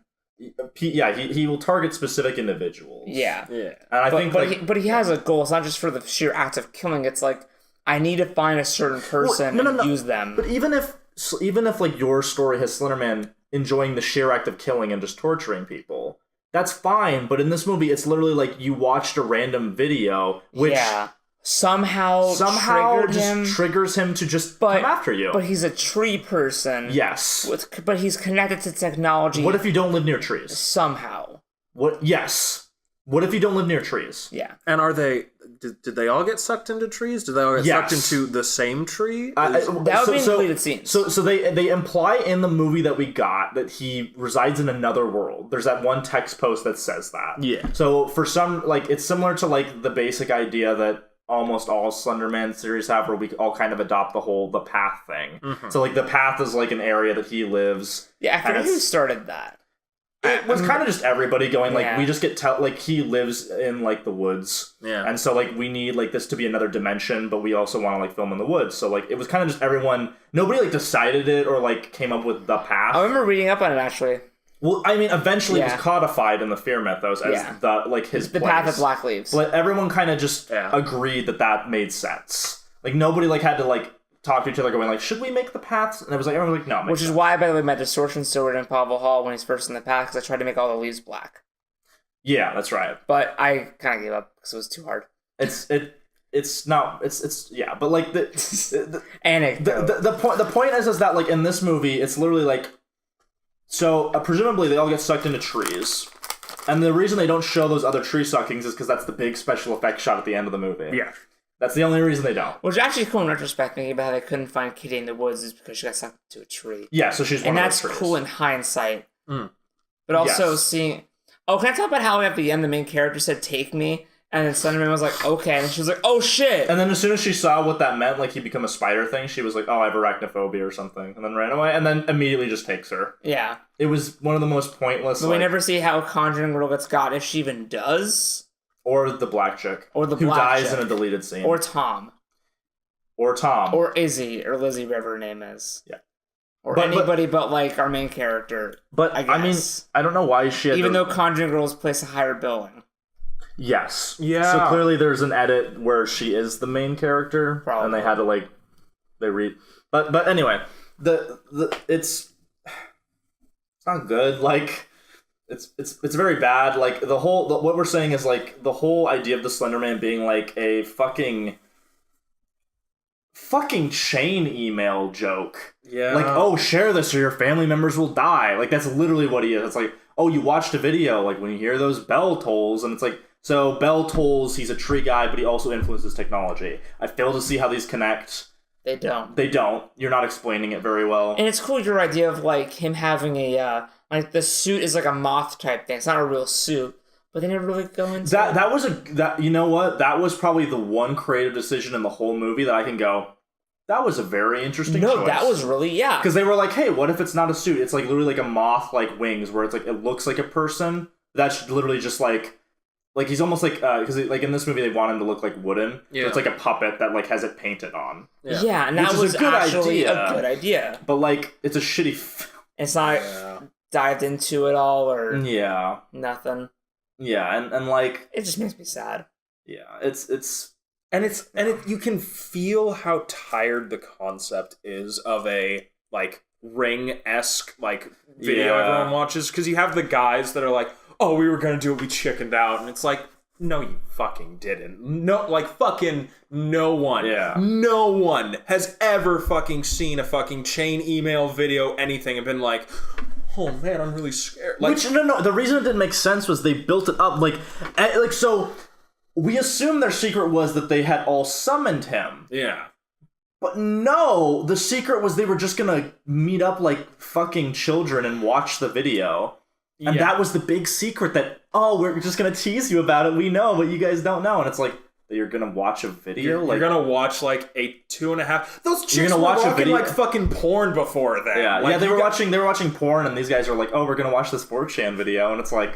We're gonna watch that video where there's the car driving through the woods, but then like once it gets through the trees, the woman it's so scary. It's just, we played the maze game where if you touch the walls, then the scary face pops out, and it's like, but I chickened out of playing it. Oh, okay. Again.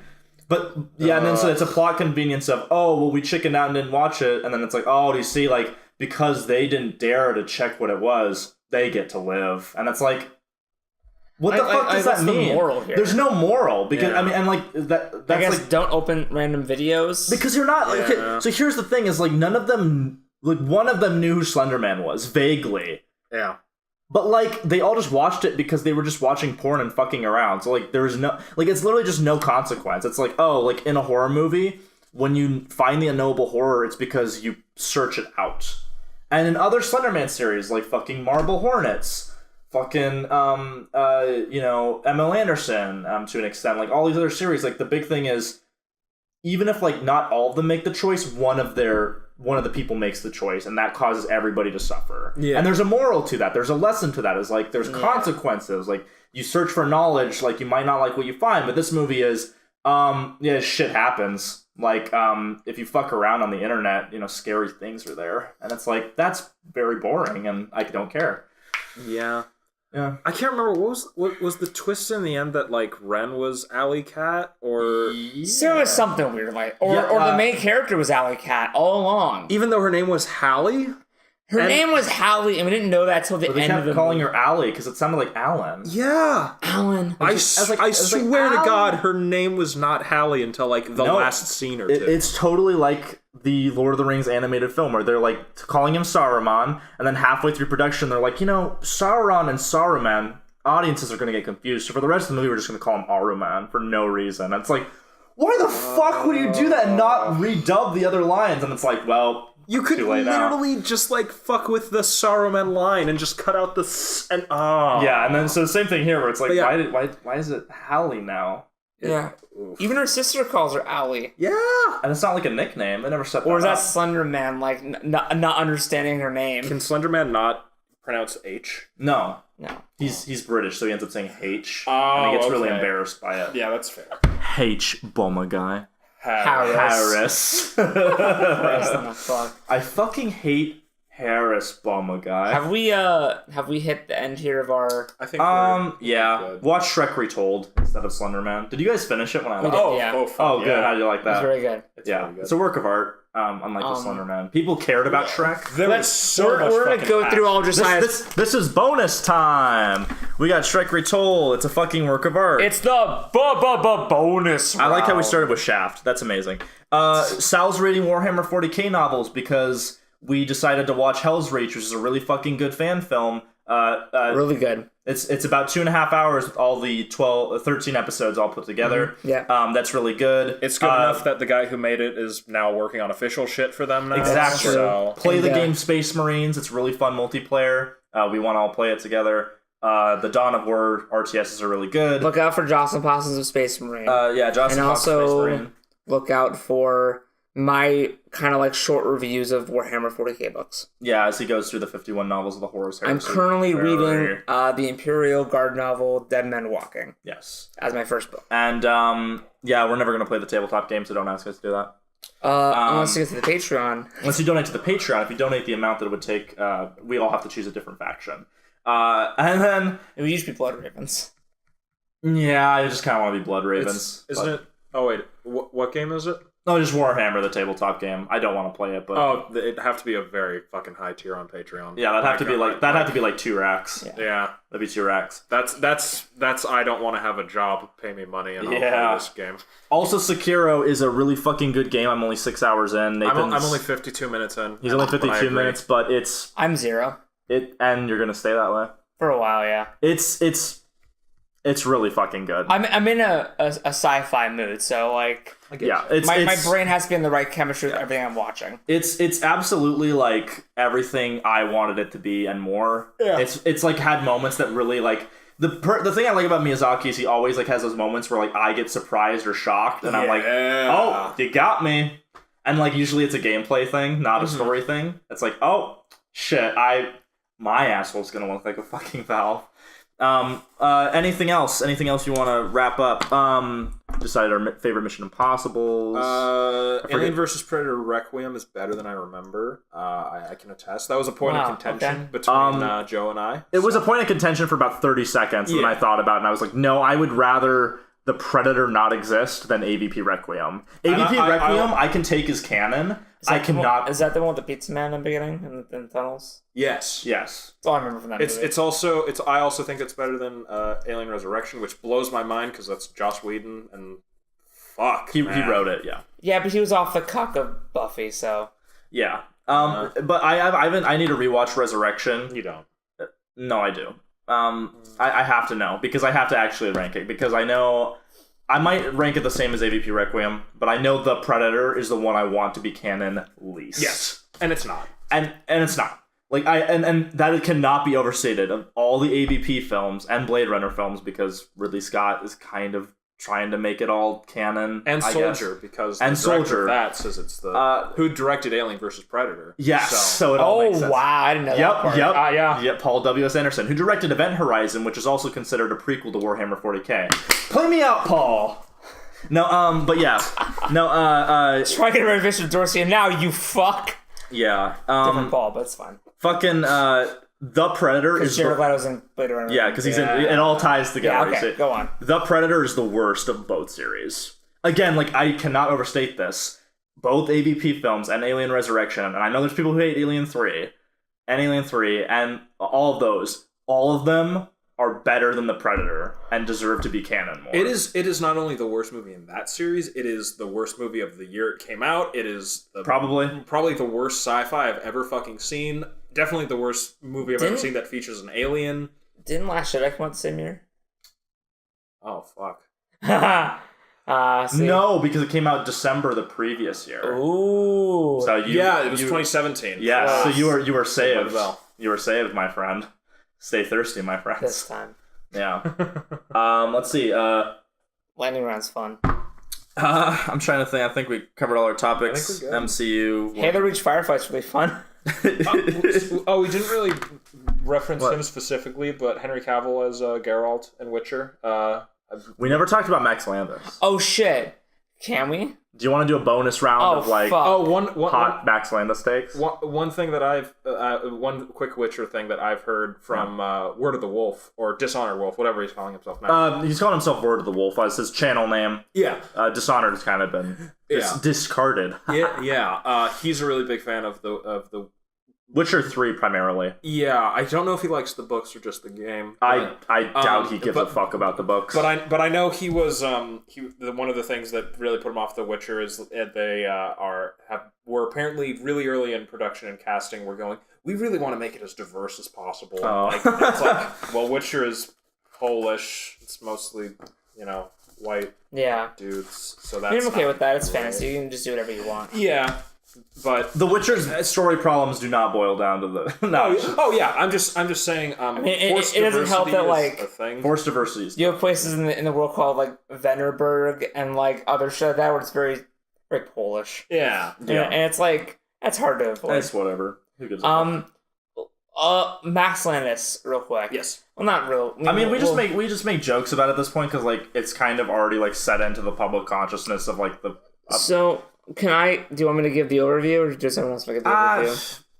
I don't even like go. I think like a general overview because just real quick, is this so we joke known rapist Max Landis.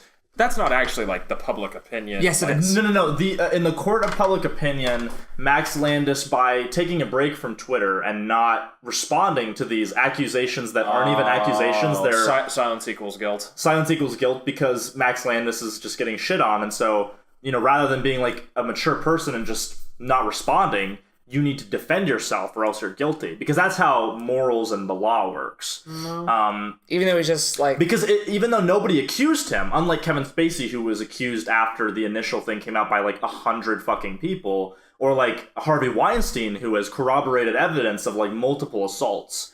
Max Landis, one person like implied in a couple of tweets that a friend of hers could say that Max Landis sexually assaulted her. And manipulated her. Which is very vague because it comes from a secondhand source that isn't even saying it. They're saying the possibility that the person could say it, which is tantamount to like just talking shit. And this is on the cusp of like... So Max Landis wrote the movie Bright for Netflix, which... Yes, love it or hate it, it was one of the most successful things.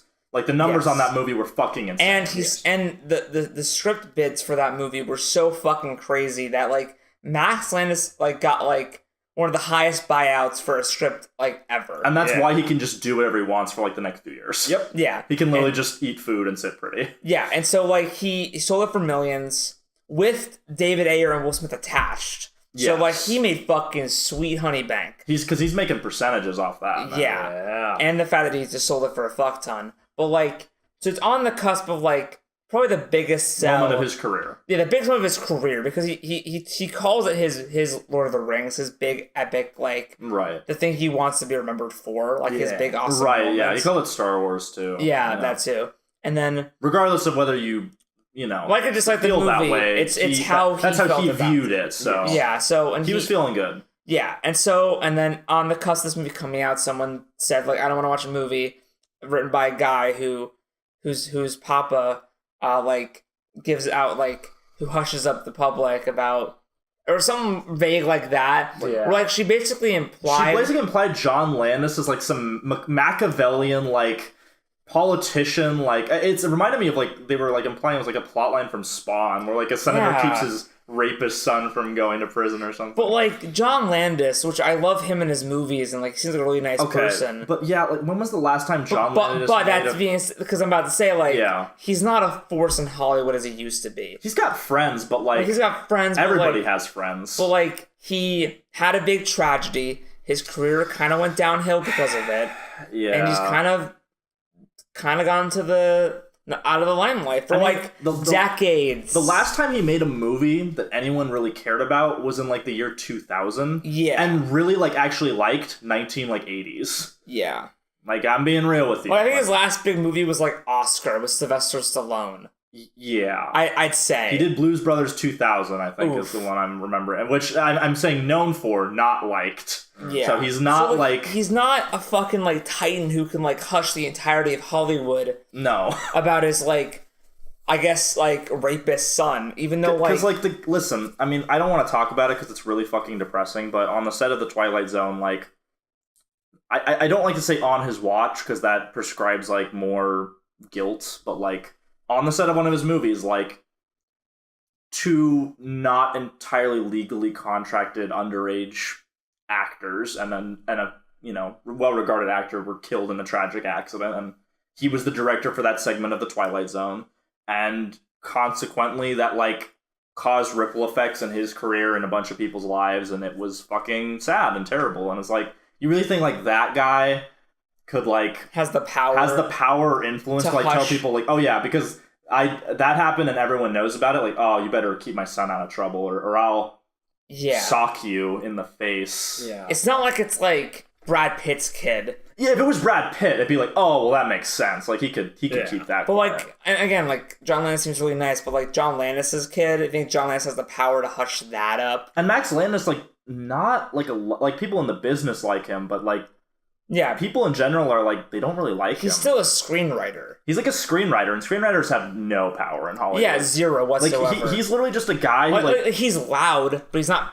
Yeah, he's just kind of like hot shit at parties in LA, and that's not the equivalent of like the power that these people are prescribing him. Yeah, and like I love Max Landis, but like absolutely. And hey, if a few years from now evidence comes out that he did it, sure, you know, like bad person, but like there's no fucking evidence. Yeah. So saying that he's like known, like that's the joke that we say all the time is no. Anytime we refer to him, are you quoting known rapist Max Landis? Because it's like.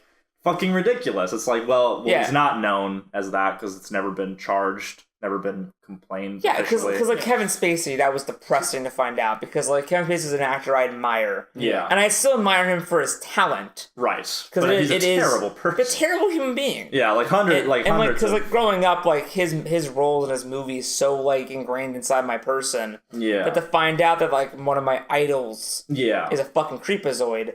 Sucks. Yeah. But I accepted it when the news came out because it was overwhelming evidence. Yeah. Like literally like 100 accounts. I went through and like was like, oh, like that's 100 people. And also, like, even if it was just the one account, it was like, hey, like Kevin Spacey touched me when I was younger. And the worst part is they like the lawyer and him basically admitted it, but he was like, oh, but you know, he's coming out as gay now, and it's like that's not how you whereas like in this Max Landis situation, it's somebody saying, hey, like rumor mill, like on the cusp of like his big like epic moment, is saying like, oh yeah, I have a friend who could say that they were like raped and manipulated by Max Landis. Yeah, people don't like Max Landis because he's loud. He has an air. He's eccentric.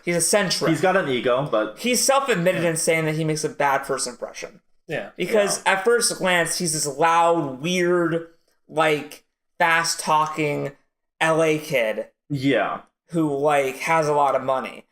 But he's just a guy who wants to tell stories. Yeah, at the same time, I would say, I can speak for myself, and I think you guys would have a similar view, but I'd say not only do we really like Max Landis, I feel like he would like kind of fit in like our group. Like I see a lot of like his passion for storytelling and his like depression when it's told wrong, like over Man of Steel and all that. Yeah, that's so relatable.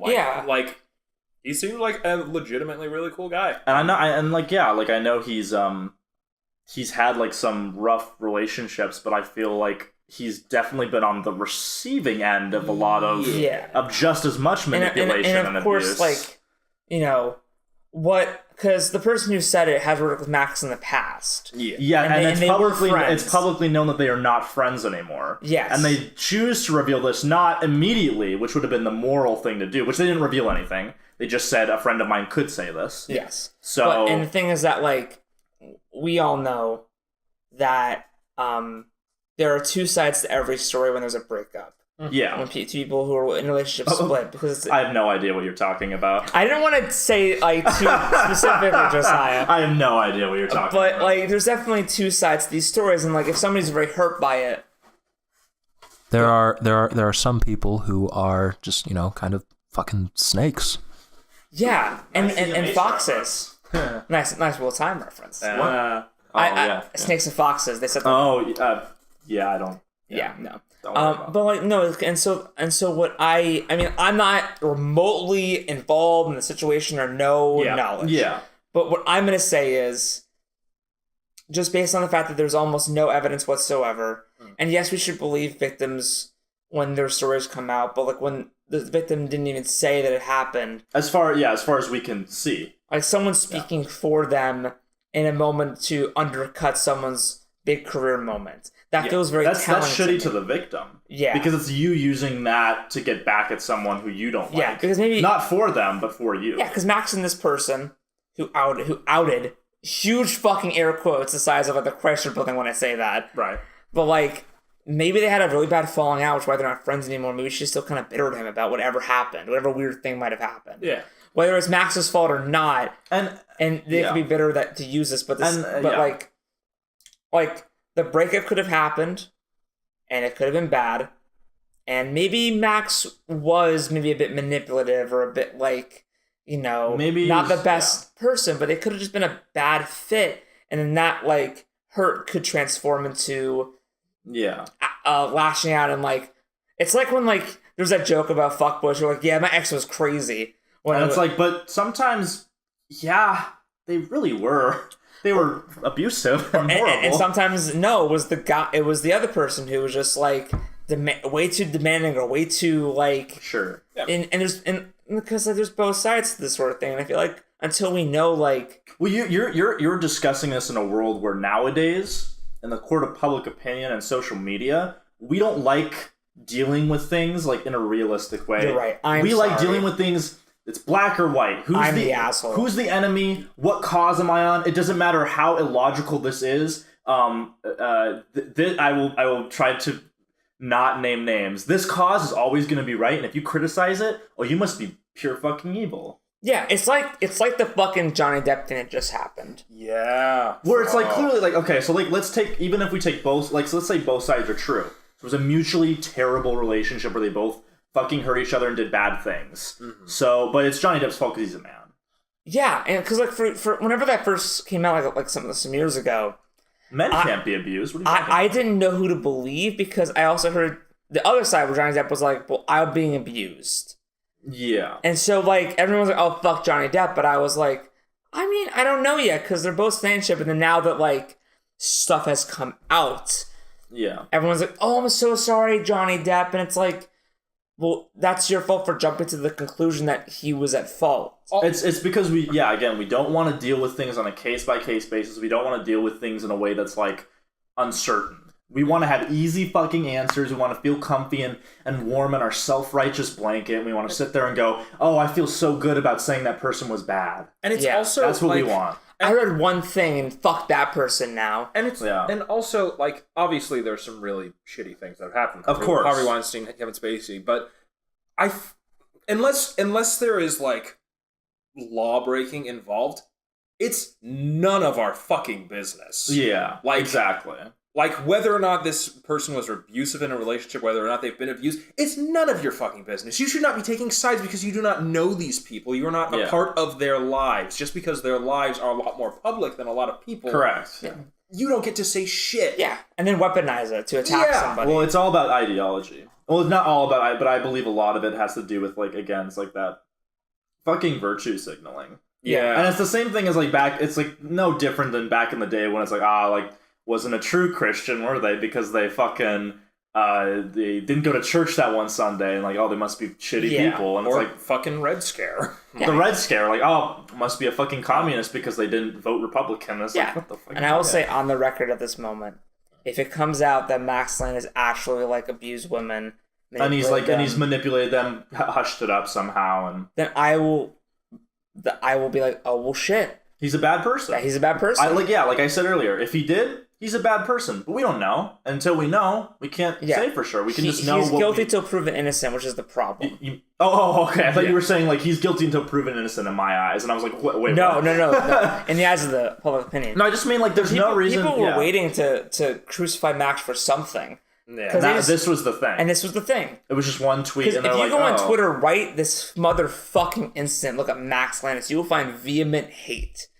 And still, like fuck. He's been off Twitter for over a year. And like I think all he does is like upgrade his like, Instagram story. That's about it. He upgrades his Instagram story. He posts on Instagram a fair amount. Yeah.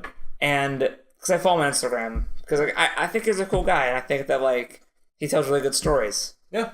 Has really good opinions on stuff. I don't agree with him on everything. And I think the reason we're spending so much time on Max Landis is because it's like the opposite extreme of like exactly what we're talking about, where it's like all these people who are like people just talk shit and like there's no reason. Again, we should just because their lives are more public, we shouldn't be judging people on things we don't understand the full nature of. Yeah. You know, like when we talk on the show about like Rian Johnson, like, you motherfucker. Like, it's because there's clear, like, measurable, like, you fucked up in writing. Yeah. Does that make Rian Johnson a terrible person? No. No. Like, he was just fucked up. And even like, Mark Hamill, who has like publicly said, I disagree with Rian Johnson, they were like friends apparently.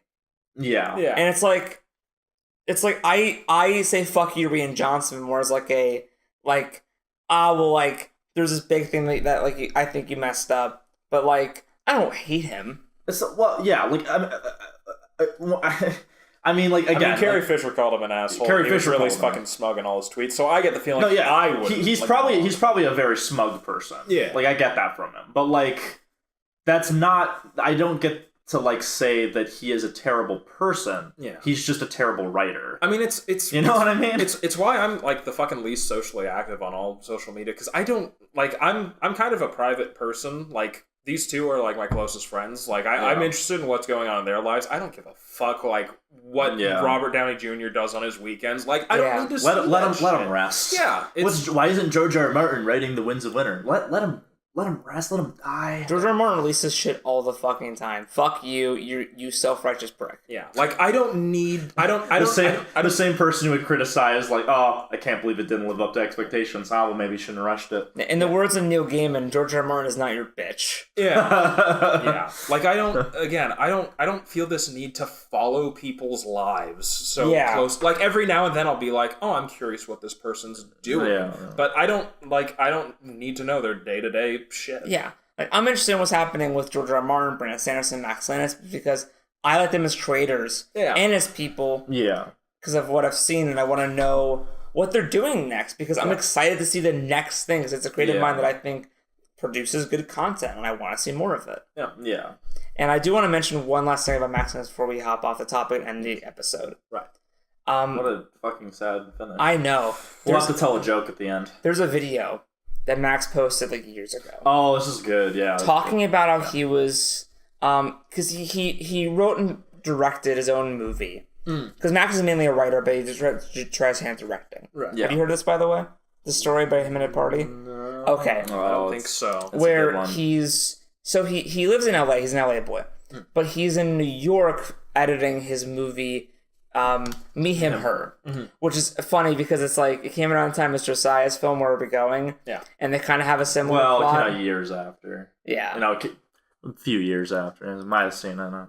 And it's I always call it Where Are We Going, but gay. Yeah, yeah, that's basically what it is. And and by Max Landis, and but he's in New York editing it, but he lives in LA. But so he was invited to like a writing party. And a bunch of people he didn't know. He only knew one person. And they're talking about a bunch of stuff. And then one person mentions, like, a script they read from Max Landis. And then, like, Max, like, knowing that he wasn't known at the party, kind of sets up as all, like, okay, and yeah, how was that? Yeah, kind of like, wanting to know about it.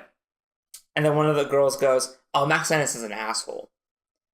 And then, like, he's like, really? Really? Like, how so? How do you mean? He's like, what negative... Like, how did you get this negative view of him? Yeah, and she's like, oh, well, like, I met him at Comic-Con. He was just a huge jerk, and he swept my ass, and, And everyone's like, oh, my God, that's so terrible. And Max is like, oh, my God, no way, really? And he looks over at his friend who invited him, and they're both kind of like wide-eyed, like, ooh. And he's like, yeah, what Comic-Con was that? Like, where was that? I was like, oh, this year. And he's like, oh, that's interesting, because I'm Max, and I wasn't at Comic-Con that year. And then, like, we don't know how it ends. Like, I don't think he left, but I just like to imagine he stayed the entire rest of the time, just like... Yeah, and then he kind of ends talking about how, like, like, it was kind of this weird moment where, like, I was talked about in a room and, like, I wasn't there, but, imagine, like, how many times a dinner party happened and I wasn't in the room. Yeah. Well, because that's the thing is, like, I mean, I'm guilty of it, too, but, like, that's the shitty thing is, like, people say shit behind your back, and, like, some of the time they don't, like, mean, like, to, like, put you in a bad light, but, like, in this case, clearly it's someone trying to, like, hurt Max Landis. Or, like, for some reason, they just don't like him. For some reason. They probably watched a YouTube video, thought he was, like, obnoxious and stuff. Or even saw a tweet. Or, like... And disagreed with something he said. Or, like, a friend of theirs made an impression on them of their opinion of Max Landis. Dude, I've had that same thing where I'm like, dude, what do people, like, say about me when I'm not around, Like, like, because... So, like, when you're a public figure, that is magnified. So, like, Max Landis, like, leaving Twitter, that is not an admission of guilt. That is him going... I'm just done with all these shitheads. Clearly, my tweets are affecting people. This is like, I'm done with you shitheads. If I stop tweeting, maybe this will calm down and we will stop being so hateful. Yeah. Not even necessarily at himself. He's probably like, look, I don't want people like defending me, getting into fights or anything. Yeah. I mean, we'd have to ask him. We can't prescribe intent. But even me as a person, I've done things in the public forum, in the public eye. You also said retard on your show. I did say retard on my show. But it's in character, so. Yeah, but people have this weird opinion in the Slenderverse where, like, you are your character. But clearly that's not true. But, like, no, because my character's name is Pavel Hall and he acts different. And it's different from me. And, like, it's... Shut the fuck up. But it's your series. But it's your face, and you said the word. Yeah. Yeah. You said retard. So when an actor says, what? I was gonna say faggot, but it's okay. I thought you were gonna go. But it's okay because we're. But isn't it so funny? It's okay because, I have my F pass here. We gave him the pass. Nathan gets an F pass because he knows me and Josiah. Yeah. We slid you that little card, and it allows you to say it as long as you're in our presence. And we just go, nope, he's validated. He gets through. He's good. Yeah, like months from now, I'm gonna like call one of them in like the middle of the night, being like, "Listen, I really fucked up. I said faggot in front of this other group. I'm calling you now, please." And I'm like, you're like, get here right now, and I'm like, I need to. And I'll walk in with like all my pride shit on, and I'm like, I pardon you. I pardon you. I'll do the fingering. Again, I'm not active on social media. This is that's good, companionship. No, but I think that's a good funny note. Good. Yeah, funny like times. how many times has there been a room where I wasn't in the room, and like. I mean, I wasn't in the room, and I feel bad about that because it's a great fucking film, and like we should all endeavor to be more like The Room. That's the thing with the Slender Man movie; it needs to be more like The Room, man. Where like Tommy Wiseau actually like gave a fuck, even though he was doing the wrong thing. You lost me in there somewhere. I don't know where you lost me. You said The Room. You said I wasn't in that. The room. No, I lost you for a second, but then I threw the hook, and I mounted the sandworm, and I was all good. Long live the fighters. Pay attention. At some point I'm gonna do this Zelda timeline and why the official Zelda timeline is wrong. I even included the CDI games and the Super Smash Bros. This has been an amazing Shuttlecast. I think we had a lot we had to bring. I have work in 7 hours. Oh, go sleep. So I'm gonna go take a shower. I'm gonna go sleep. And you're driving me because you said you would. Just wake me up. Okay. Wake you up when September ends. Go. Oh. Yeah. Thank you all for watching or listening because this is audio. We're not putting there are no visuals. You've missed nothing if you just have listened to this. Yeah, I'm glad we did this. It's been a long time. Also, comment down below if you want us to subject Nathan in August to James Bond month, where we watch. Oh! Hey, Nathan, you like... Oh, God! What? What's in the fucking box? Alright. What's in the fucking box? What is it? I pardon you. I pardon you. I can't... Oh, God, I can't.